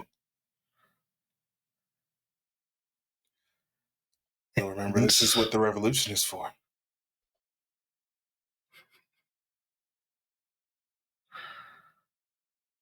Does that mean you made a choice?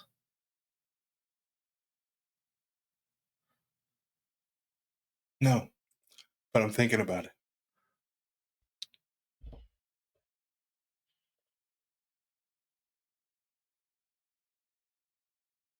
We'll have to talk to Maeve first. See what she's talking about.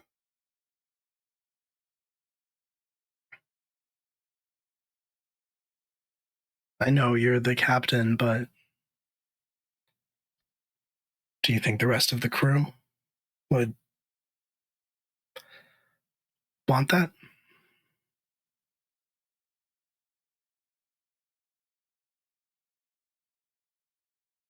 Maybe.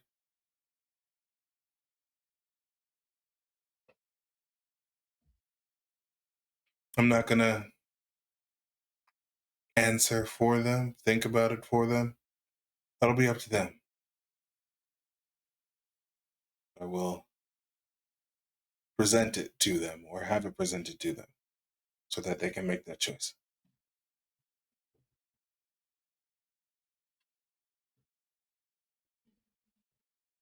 Freedom starts with deciding whether or not you're going to participate.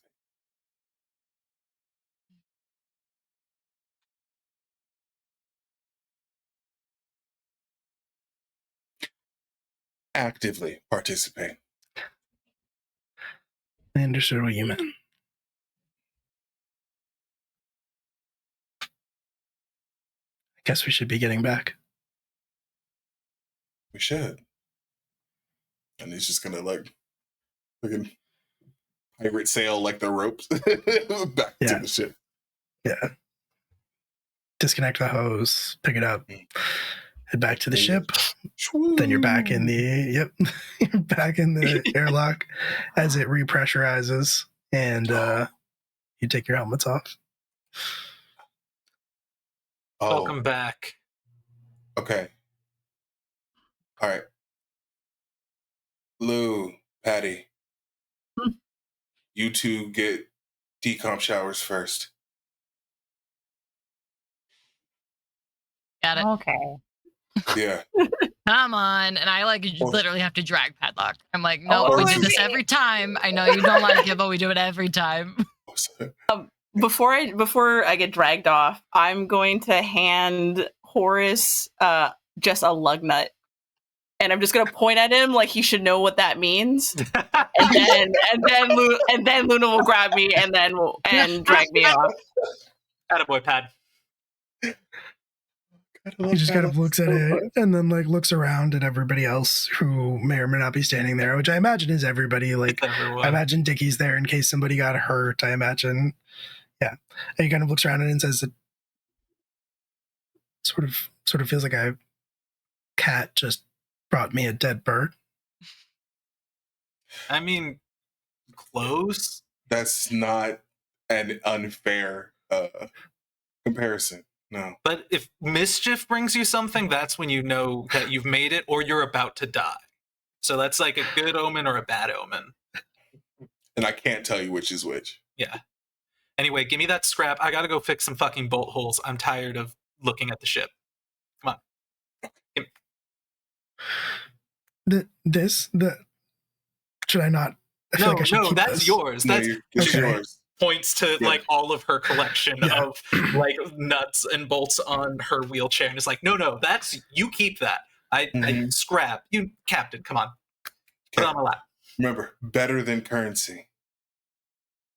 Right. So you got to keep that. Sorry, what'd you say, Jojo? I just take the scrap wherever it is. I just Oh, like taking sure. metal sheets and everything. It's like bolt holes. I gotta fix the bolt holes. Yeah, sorry. Captain. We got- There you go. My bad. So You got it. hard. My bad. I wasn't paying attention. I got distracted. She Fantastic. spins on the wheelchair and says, "You're doing great, boss," and then fully just spins around and goes back. Truly, what did I do, Jojo? What has happened? No explanation, just rolling away. Sparks in the background as the bolt holes as the ship gets fixed. Okay, so last thing, since you've made it on your first scrappers run, decompression showers are the best. I've saved you for last because you're going to run our water cold. Don't just trust me.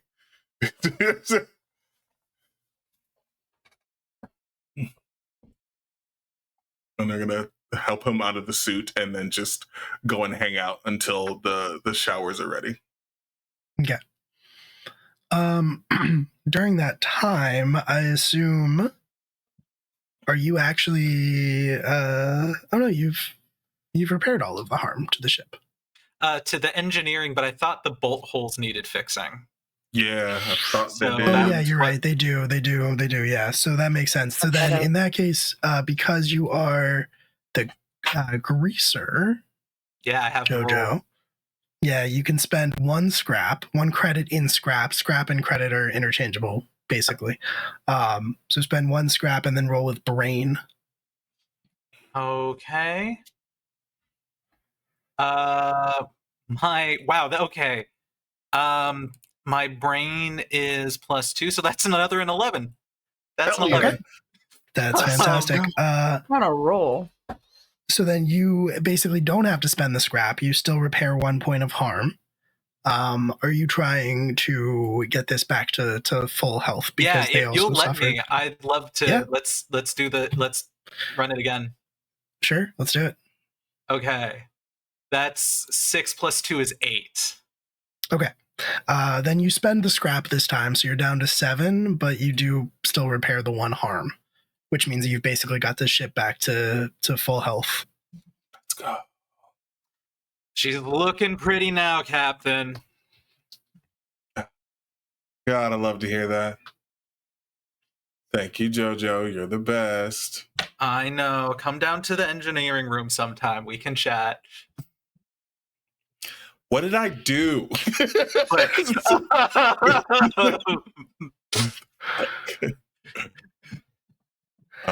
And is this decompression shower another fade to black?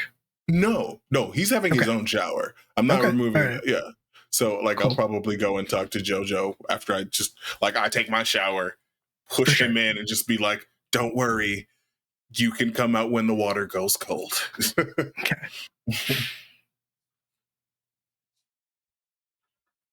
All right. So you deliver him to his decompression tower. Anything? You doing anything after that? You said you. I thought I heard something about talking to Jojo. Yeah, Jojo apparently has words. So we're gonna go say what's up. Joe, it's like her people table, which is just the shittiest, there's one chair for the person to sit and just motions and looks at the ship and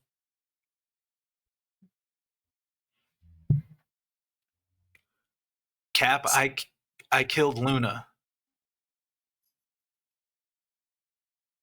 What do you mean? My plan killed Luna. I had an idea, and I almost got us killed. And I'm good at fixing shit on the ship, but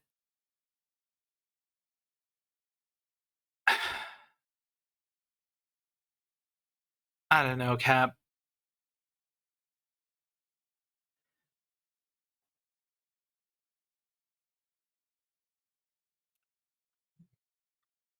Why are you keeping me around when I'm dragging you down? Is that a serious question? Oh, don't give me that, Cap. You know I'm No. always Was that a serious question? It sits and scrunches in the chair. I don't...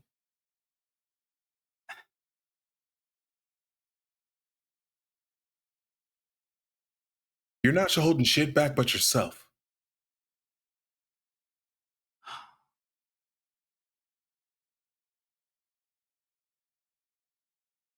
You see this ship?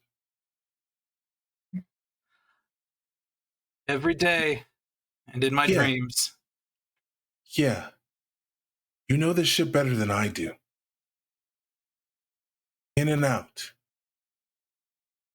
Doesn't mean I can fly it. Doesn't mean I can run it. Doesn't mean I can keep anyone who I care about safe on this ship. You keep us flying.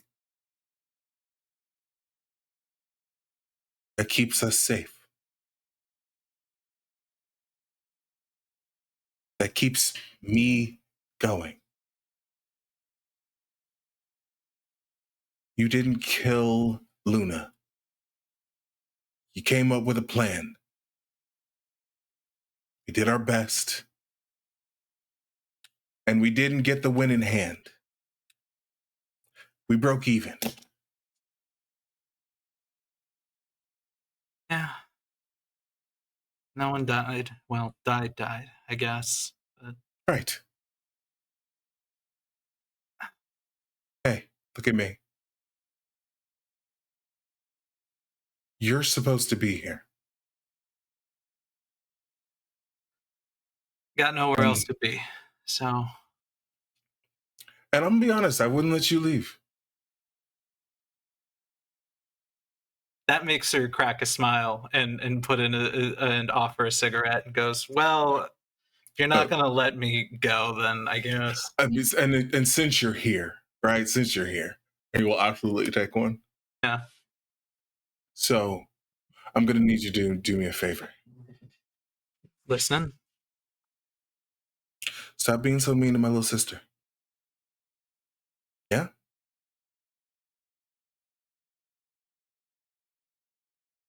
Who? He's just gonna take, it's not lit, but take the unlit cigarette and just boop, boop, boop, poke you in the forehead. Stop being mean to my little sister.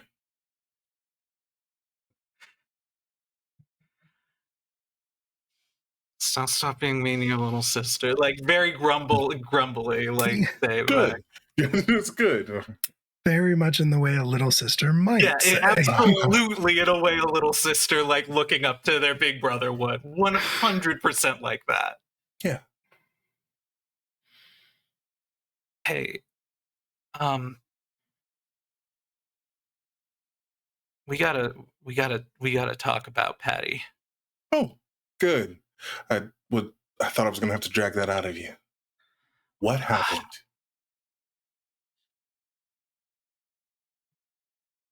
Look, you know the systems was bullshit, but I couldn't say anything in front of Horace, and I'm still scared to even... I didn't do shit. I should have died. It was like Pat was there, and then they weren't. I got shot, and something took over them. I was bleeding out, and they took out everyone. Like, this isn't the first time I've seen them switch. And... Wait, I'm sorry. That wasn't the first time? No.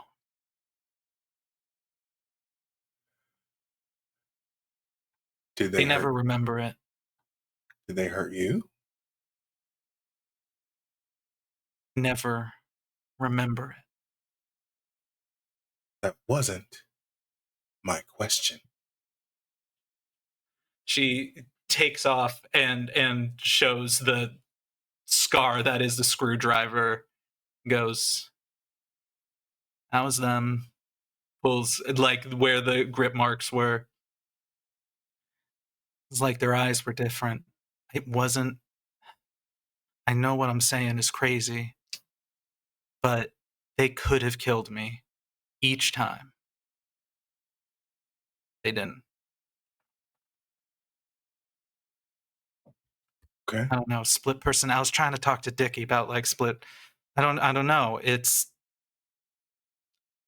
Dr. Jekyll, Mr. Hyde. I don't know what it looks like, but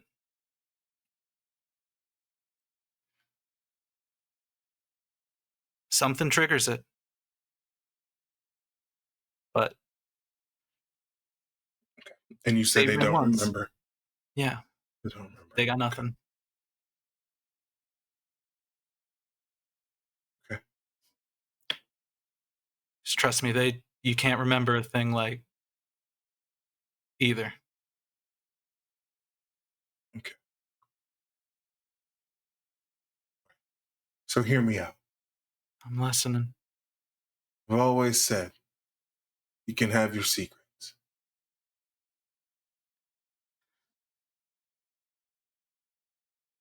As long as they don't endanger the crew. That's the thing, Captain. I don't know that. Okay, they are a danger, sure, but I don't want them being any science experiment. I don't want them being.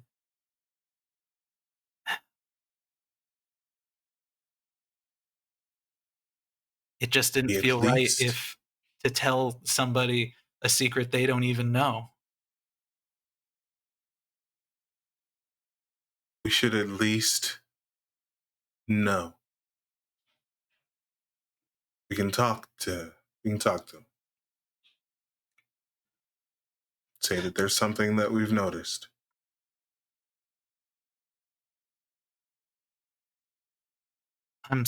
Don't know that hard truths are any safer than actual threats, but I guess we have to try. Maybe it'll be better with you. Everyone. Yeah. I'm not trying to use it. I'm not trying to use these experiments to use them like some tool. I know that. That's why I'm telling you. Okay. So, what we've learned today, stop being mean to yourself. Because I take offense to that shit. And 2, you have to tell me when we have a potential Dr. Jekyll, Mr. Hyde on the ship. Okay. To be fair, in terms of hiding stuff, I came out clean pretty quick. So maybe Dr. Dickey's therapy is working or something. I don't know. I hear you. Is he a trained therapist? No, not at all. But, we play T and I beat him in cards, and that's pretty much therapy for me. You know what? That's great. I love that. He attended a seminar. Oh, yeah. So that counts. Repeated the same 3 buzzwords at me for 2.5 years. You need to love yourself first. Yeah. Look at your problems like hurdles and think of, no, we're going to avoid legs. Think of the what ability. should I do with hurdles, Dickie? Rockets. That's what you now should you're do. speaking my language. Yeah. Sit back. Okay. You got all my shit. So, what you want me to do now? I want you to consider a hypothetical. All right. Okay. would you be interested in taking a more active role in dismantling the current establishment? I mean, shit, Cassidy, like tranquility? You know, Maybe all of it.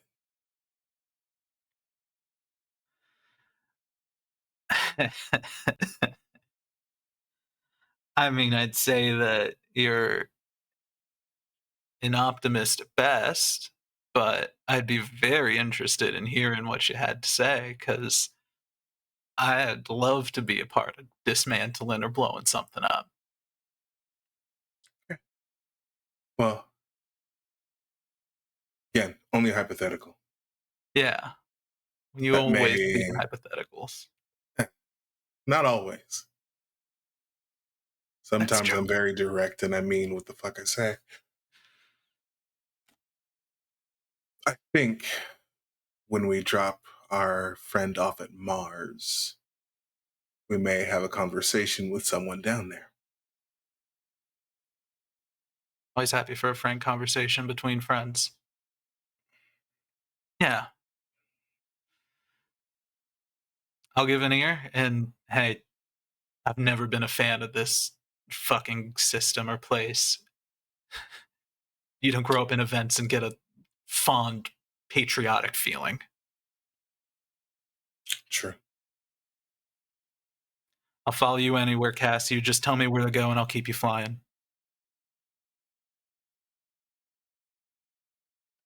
He's gonna tussle your hair. Okay. Hey, next time you won't got shit to say, don't fucking passive aggressive me. What the fuck was all that? Why? What was that? I can't be completely healed. I gotta have some things. Oh, Come okay. on. So I catch strays because you're still in the healing process? Yes, Wild. that's exactly how this works, is that I'm healing, I'm learning. This is called growth. Okay, sure. I love you, big brother. Love you too, little sis. And he will go about his merry way. Incredible. Before we get to any type of meeting amongst the crew, what is Richard Courtney up to in the aftermath of the crew's scrapping adventure? So I think this was the first time he came out of the medbay since all of this happened. So there's probably an initial run to the galley to get food, because that hasn't happened in probably a number of days. And then I think he's going back to his medbay. And he is puttering, looking more at the vaccine samples that he's got. He is composing in his head the perfect message that he needs to send, and that manifests as just sitting in his chair staring at a blank wall for probably some hours. I think at one point he goes back to his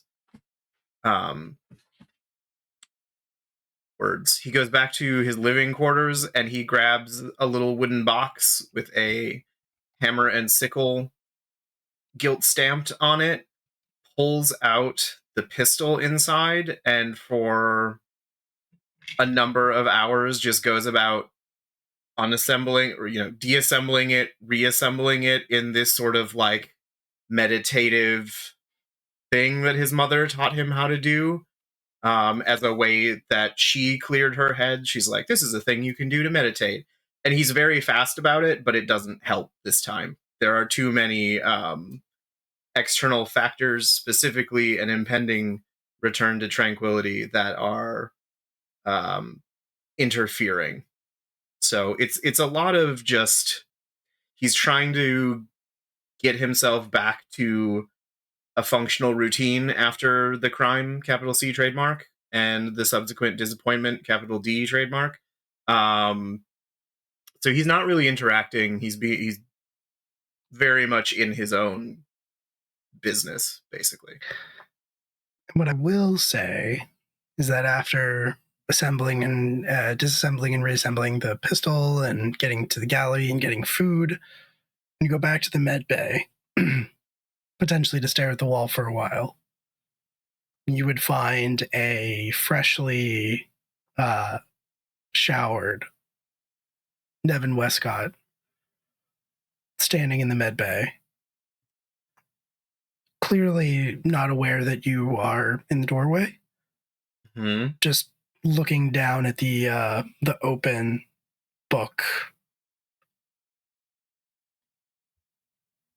that where you were working on your poem. Mm-hmm. I think Dickie takes one step in and closes the door. And at that, he's gonna jump. Can I help you?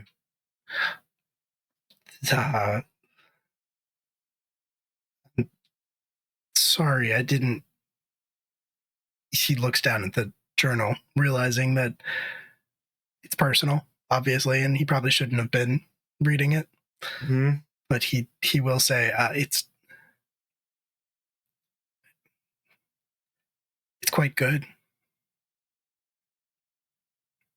Dickie will walk kind of around the table so that they're facing each other and just like put a hand on the open book and slide it slowly towards himself and say, thank you. It's still not quite right.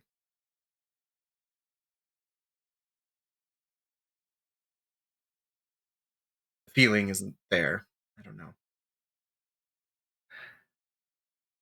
I never met a poet who ever truly was satisfied with a work of their own. Well, you never met my mother then.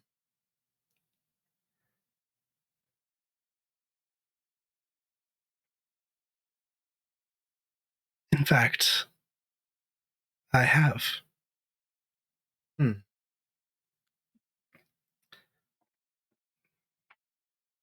It's funny you mentioned her. I was hoping we could speak about your mother. Well, I can't say that she's my favorite topic of conversation, but she does come up an awful lot. So, would you like to take a seat? I have tea. That sounds lovely. So Dickie will kind of shuffle over to his teapot. I assume we have like an instant kettle or he has an instant kettle or something. Put it on, absolutely. set up just like a little tete-a-tete. And he's being very slow and deliberate about this. Not the usual sort of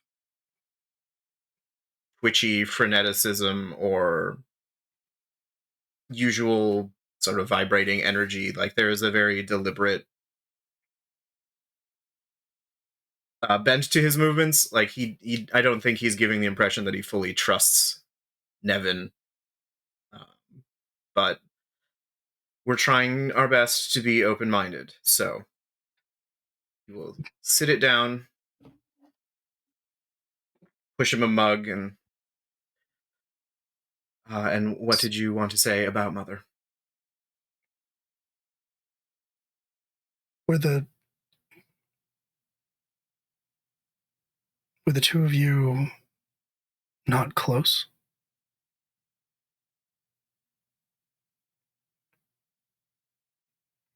That's a difficult question to answer. Growing up, I very much thought that we were. She took an active interest in everything that I did and had opinions on everything that I did, and we spent quite a significant amount of time together, but since leaving Tranquility and flying with Cassidy and the others, I'm starting to come to the realization that I don't think we were as close as I thought we were.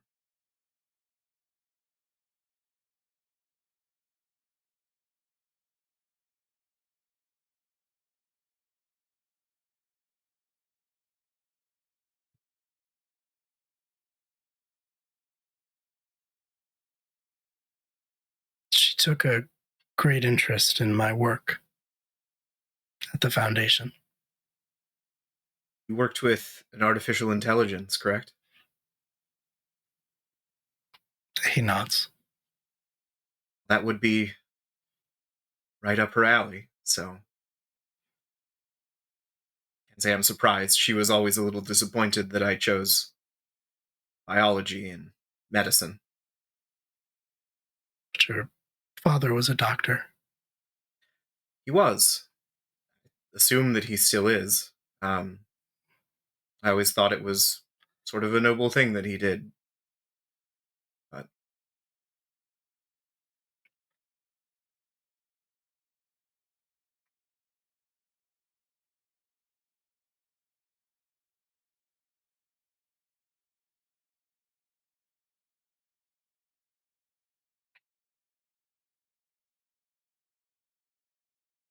My concern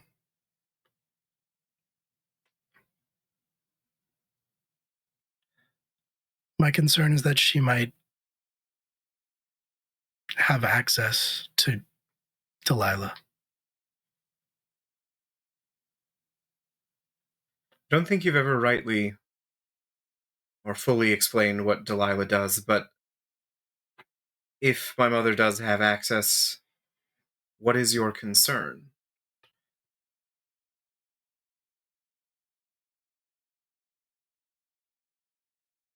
She is one of the top AI specialists in her field.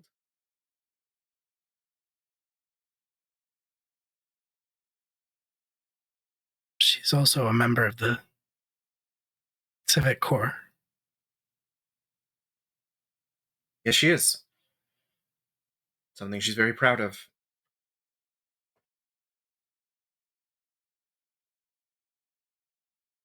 They are responsible for tracking the Vox, for translating the data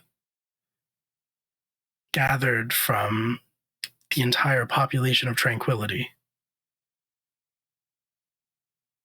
and siphoning it down to the outcome most likely to please the largest number of people. Dickie takes a very long sip of tea while Evan says that, and then he sort of puts it down firmly and is like, are you suggesting that my mother would be able to influence this? The Vox was designed to be just an algorithm because once you introduce intelligence, you invite bias. Indeed.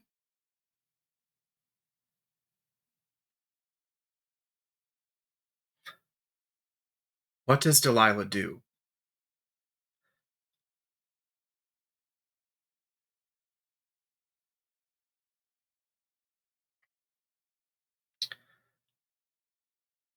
Delilah does anything that it is taught to do. Right now, it's a child.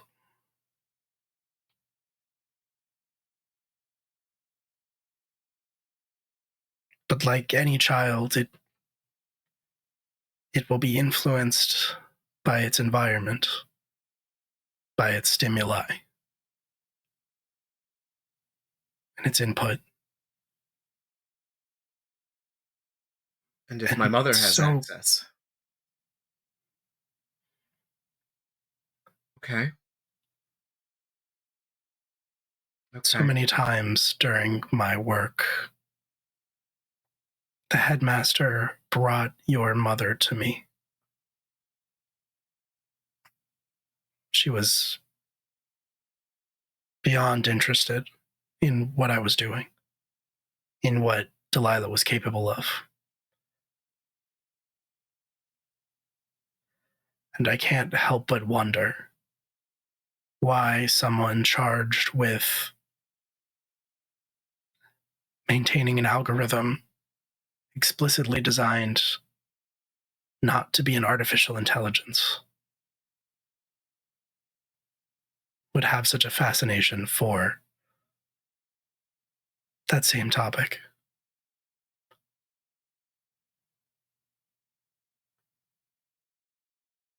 I think Dickie is a bit silent for a very long time.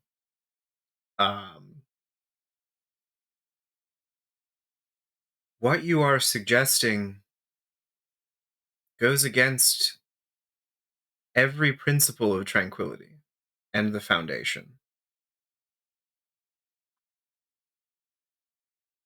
I'm not sure it's something I believe my mother is capable of. Every founding principle of tranquility.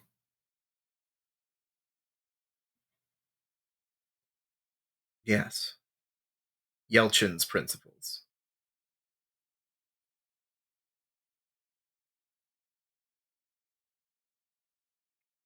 I think I may need to make some calls. Your mother told me that they were close at one point. She and Yelchin. Yes, I heard stories. She talked about him a lot.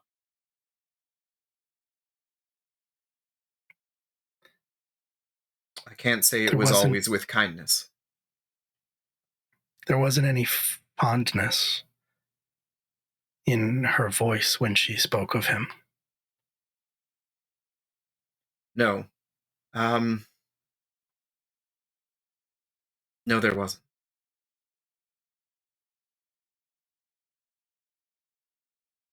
Oh dear.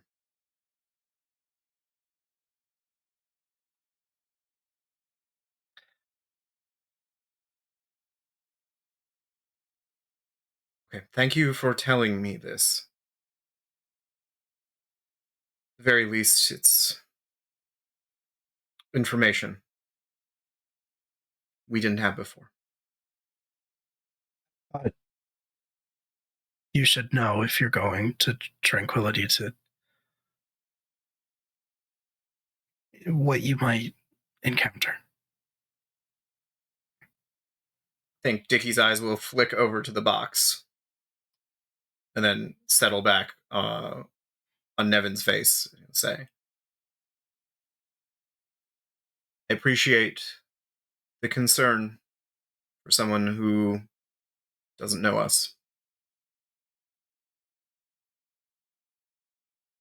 Speaks well of your character.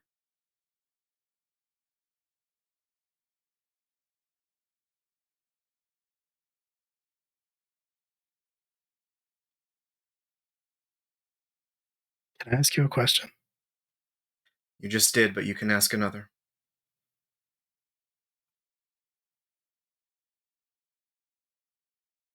It's been 5 years, Cassidy told me, that you've been out here.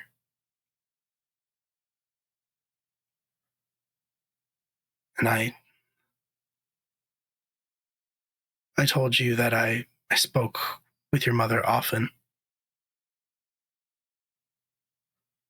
But you didn't ask if she mentioned you.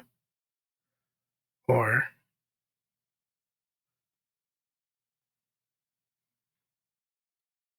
No, I think I already know the answer. Based on the people that I've spoken to, maintained contact with.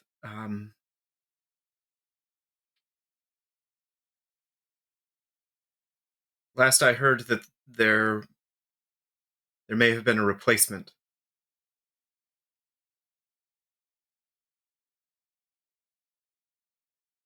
So I think From what I understand, that I am quite dead to my parents. Unless you have information otherwise.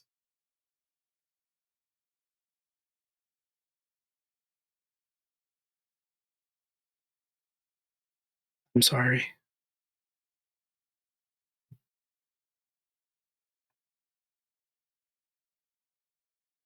Don't be. It's, I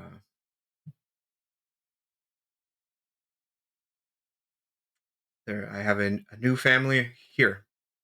Although I think his voice is very shaky and not at all certain when he says that.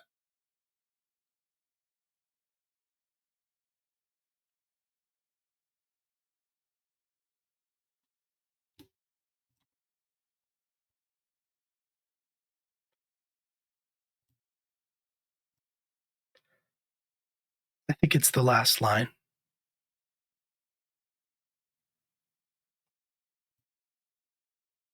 of your poem, if I can say so. Yes, it's, I don't really know how to end it. Feels like everything's still up in the air.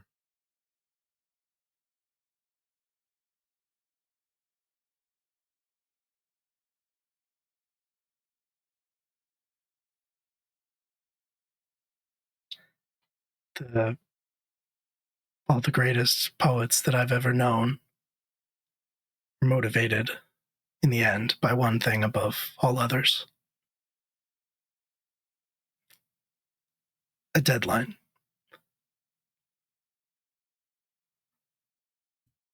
Yes. I suppose it'll have to be done soon.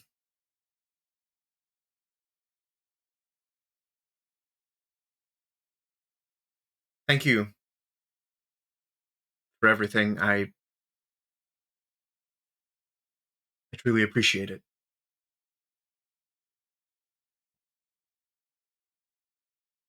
And Dickie will push a button somewhere nearby that will open the doors. Yeah. He'll go to leave. But as he does so, I think he'll hesitate for just a second and he'll say,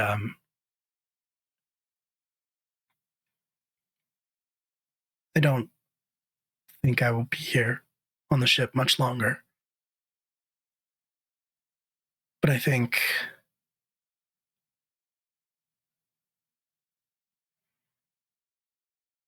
a commonality that you and I share, Dr. Courtney, is that we were raised in the gilded world of tranquility. And eventually, we were forced to see what was rotting underneath. I think Dickie gives him a nod. It's like, I've had 5 years to look back on it. And I understand the instinct to see only the rot, but there is still good there. And I think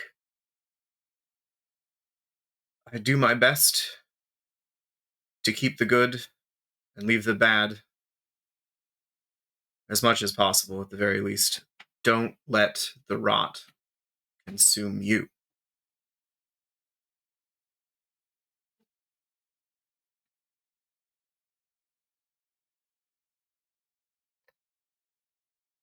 It is easy, I think, to say that it's a failed experiment and a twisted state, and that it shouldn't exist. But if you ever need to speak to someone who loved it once, I could be that person. As long as it doesn't make the captain jealous. Dickie will give him just a little smirk. to lighten the does not. tension a bit. Clears his throat. He does not strike me as the jealous type. Oh no, I know he isn't. Can I send him my personal digits? Yeah. Oh, Nevin? Yes, absolutely. Yeah. Yep. Okay. And if you ever feel homesick, you're not alone. You can reach out anytime. I'm hoping that, much like yourself, I might be able to find a new one. And I sincerely wish you luck. And I think he'll leave. Boop.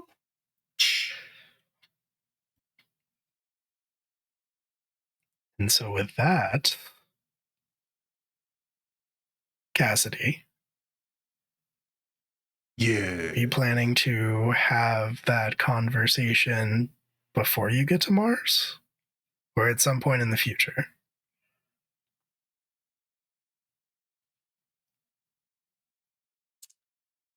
I think we'll have that at some point in the future. Okay. But I do think that I want to talk to Padlock.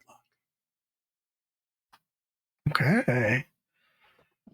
I think Pad As is your ship. laying. Yeah, I think Pad's like laying down somewhere because I had to get decompression wash, and I'm just a little bummed out about that. Try not to cry about it, but like all the grease is gone, and yeah, so I'm just kind of like lying. Yeah. So I The think eternal struggle. Exactly. Love scrapping, hate the wash. hate the wash. I think Cassidy will come up just like with a greasy thumb and just right across the cheek. I just like hold it. Ugh. Like I know it's grease, and I'm like touching it, and I'm just like ugh. I'm now focused on that. Hey, so something I need to talk to you about. First things first, you're not in trouble. No one's mad at you. Okay? Okay. Thank you. Do you need me to fix something? We got to do scrapping. We did just do some real good scrapping. No, we need to have a conversation about the incident with the ship thieves. Okay. Why does everybody keep asking me about this? I feel like I have said what Sure. happened. But are you sure? I mean, yeah. Why wouldn't I be Okay. sure? Okay. Well, what happened? Those assholes broke in. Mm-hmm. They came to the bridge. They tried to threaten us. They were like, Mhm. "Oh, we're gonna shoot you if you don't give us the keys to the Tenebris." And then like we said no. Okay. They shot Jojo, Uh-huh. and then Jojo took care of it. Okay. Pushed them Okay. into the yeah. So do you notice how up until that last part, you were very detailed?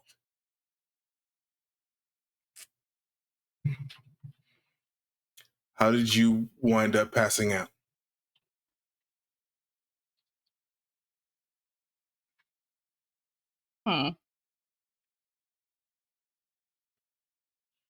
Maybe I just got in the kerfuffle with Jojo and I fell. Maybe. Knocked my noggin. That's possible.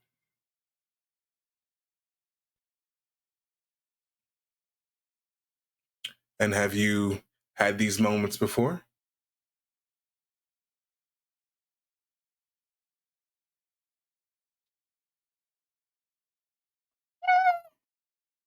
Couple times, maybe. Okay. Happens every now and again. Yeah. Right. You know, Yeah. Okay. So, Oh, what a day! What a hey, lovely day! Raiders. Hey, thank you for the raid. Raid. We're having a combo. Don't even Appreciate worry it. about it. Yeah. Yeah, very normal conversation happening here. Thank you so much. Incredible. Hey, Okay. thank you for the So, follow. Yep. I'm gonna lay it out for you how, the end of that altercation was, right? JoJo bleeding out because she got shot. The thieves all dead. You unharmed but unconscious. Completely unharmed.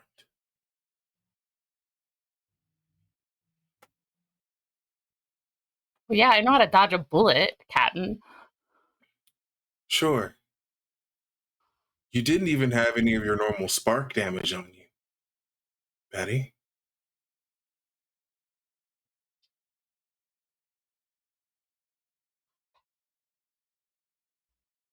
So, I don't know what happened, but I think something happened.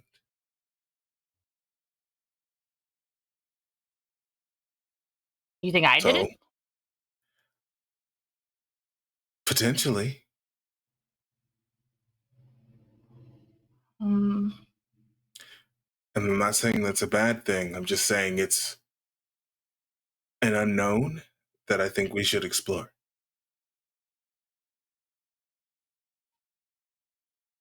oh. Hmm. How do you want to do that then? You, me, Dickie. We're gonna go full checkup. But You Dickie can says I'm take it, fine. sure, but I think we need to look a little deeper. Not saying there's anything wrong with you. I'm saying there is something potentially that might need to be uncovered.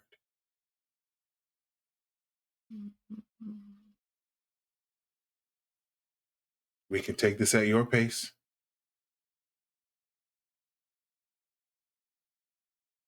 I will make sure that Dickie doesn't take any of these notes down.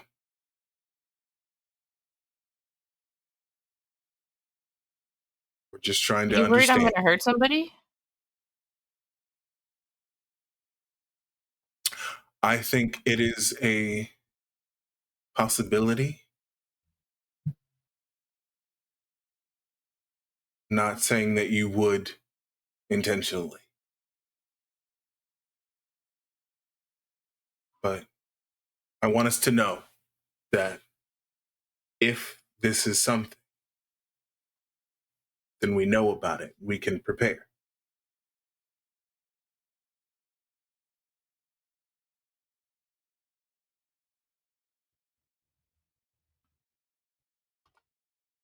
Um, I mean, I, okay. I don't want people to be worried. Right. Is that why Joe won't talk to me? Sometimes like Joe like will talk to me, but then there's like moments where like we'll get into a conversation and then we just kind of like trail off. Yeah. And I don't know what to do when we trail off. I mean, sometimes you just gotta follow those trails off. But maybe after this, you can have a conversation.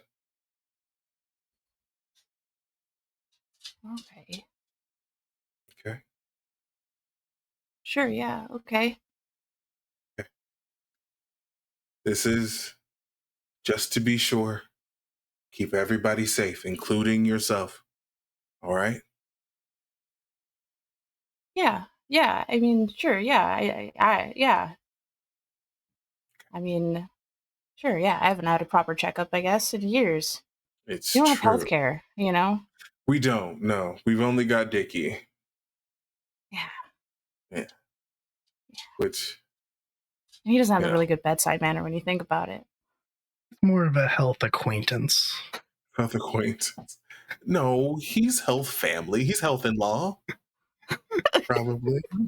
We got a doctor in the family. It's He's great. got a doctor in the family. Right. It's real nice. It's less health care and a little more health ambivalence, maybe. It's true. Concern. It's health Better concern. than Health better than concern. Ooh. health concern. Health Better than nothing. concern. Yeah. Health this economy- obligations. Mm. Right. Health responsibility to keep you alive. Mm-hmm. So we've still got a bit more time before we get to Mars, and then we'll have some days between Mars and back over to Tranquility.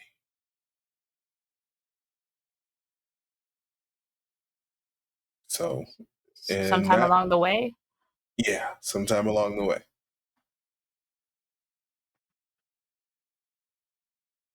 Okay.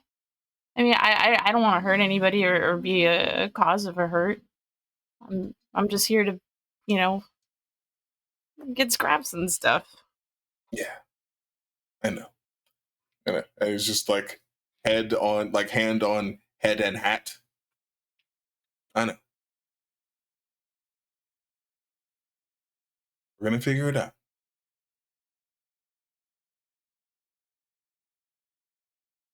That's just like nodding with your hand with your hand on on their head. You're just like nodding.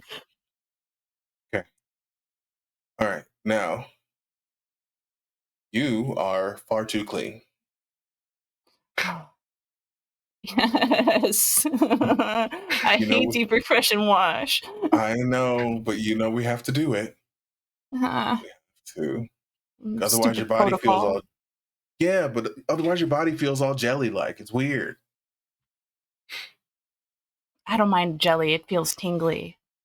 Like licking an electrical port. Ever do that? Of course it does. Yeah. For the whole electrical core study, yeah. Lots of electrical ports and batteries licked on dares. I miss those days. Yeah. Okay. You get going. I'm gonna make sure we're still on the right trajectory. Right course. Aye, Captain. And Cassidy, you veer the ship back into the rail network to resume your journey. This is going to take you a little bit of extra time just because you aren't going to be able to regain that momentum that you lost. But once you hit the next gate in the network, you'll be able to launch yourself just the same. So it won't add a terrible amount of time, maybe a day at the most. But the last thing that I think we'll see is darkness. And the angle is a little bit strange as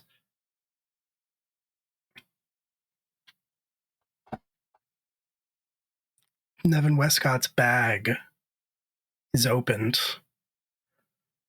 We're kind of seeing him from inside of the bag itself as he's looking down at the contents, which, as we have established, were not put back the most carefully. All of his personal effects have kind of been jumbled around and tossed around, and he's sort of looking down the bag with confusion on his face. He turns and he looks towards the door and holds that for a second, clearly thinking. And when he looks back, though, there's like almost a small smile. He holds his hand over the bag in a closed fist, opens it, and looks at whatever's in his hand, and then drops the lug nut into the bag. Oh. And that is where we're going to end this episode. Right.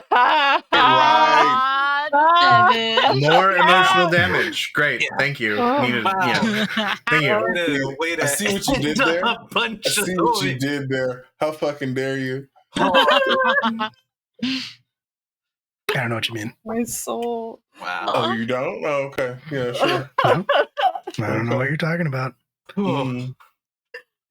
All right.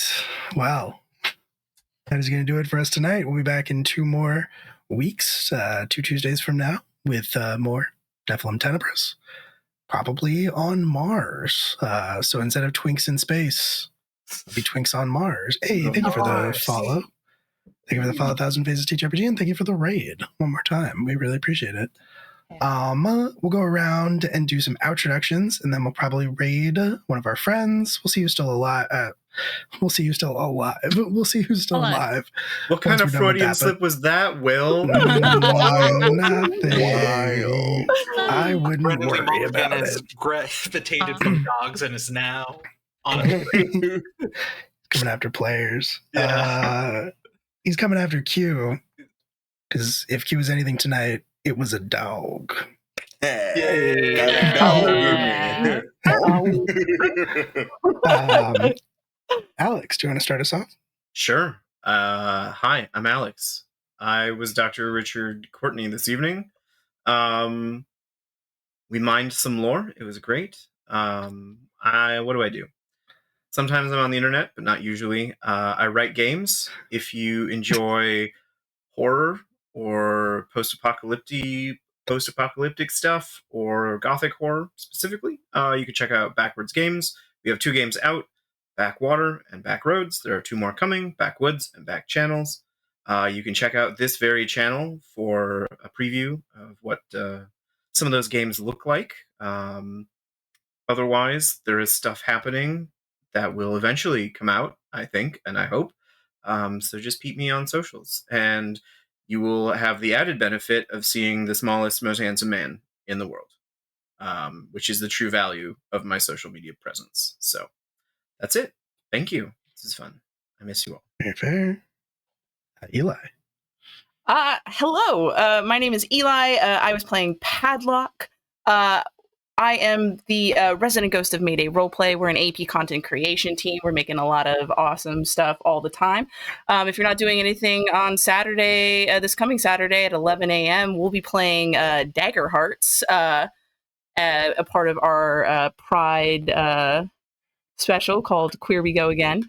Or Queer We Go. Queer We Go Again will be later in the week, later in the month. But yes, but check out our socials at Mayday Roleplay for what we're awesome doing. We'll be doing some vampires in the future. We're doing a bunch of other stuff.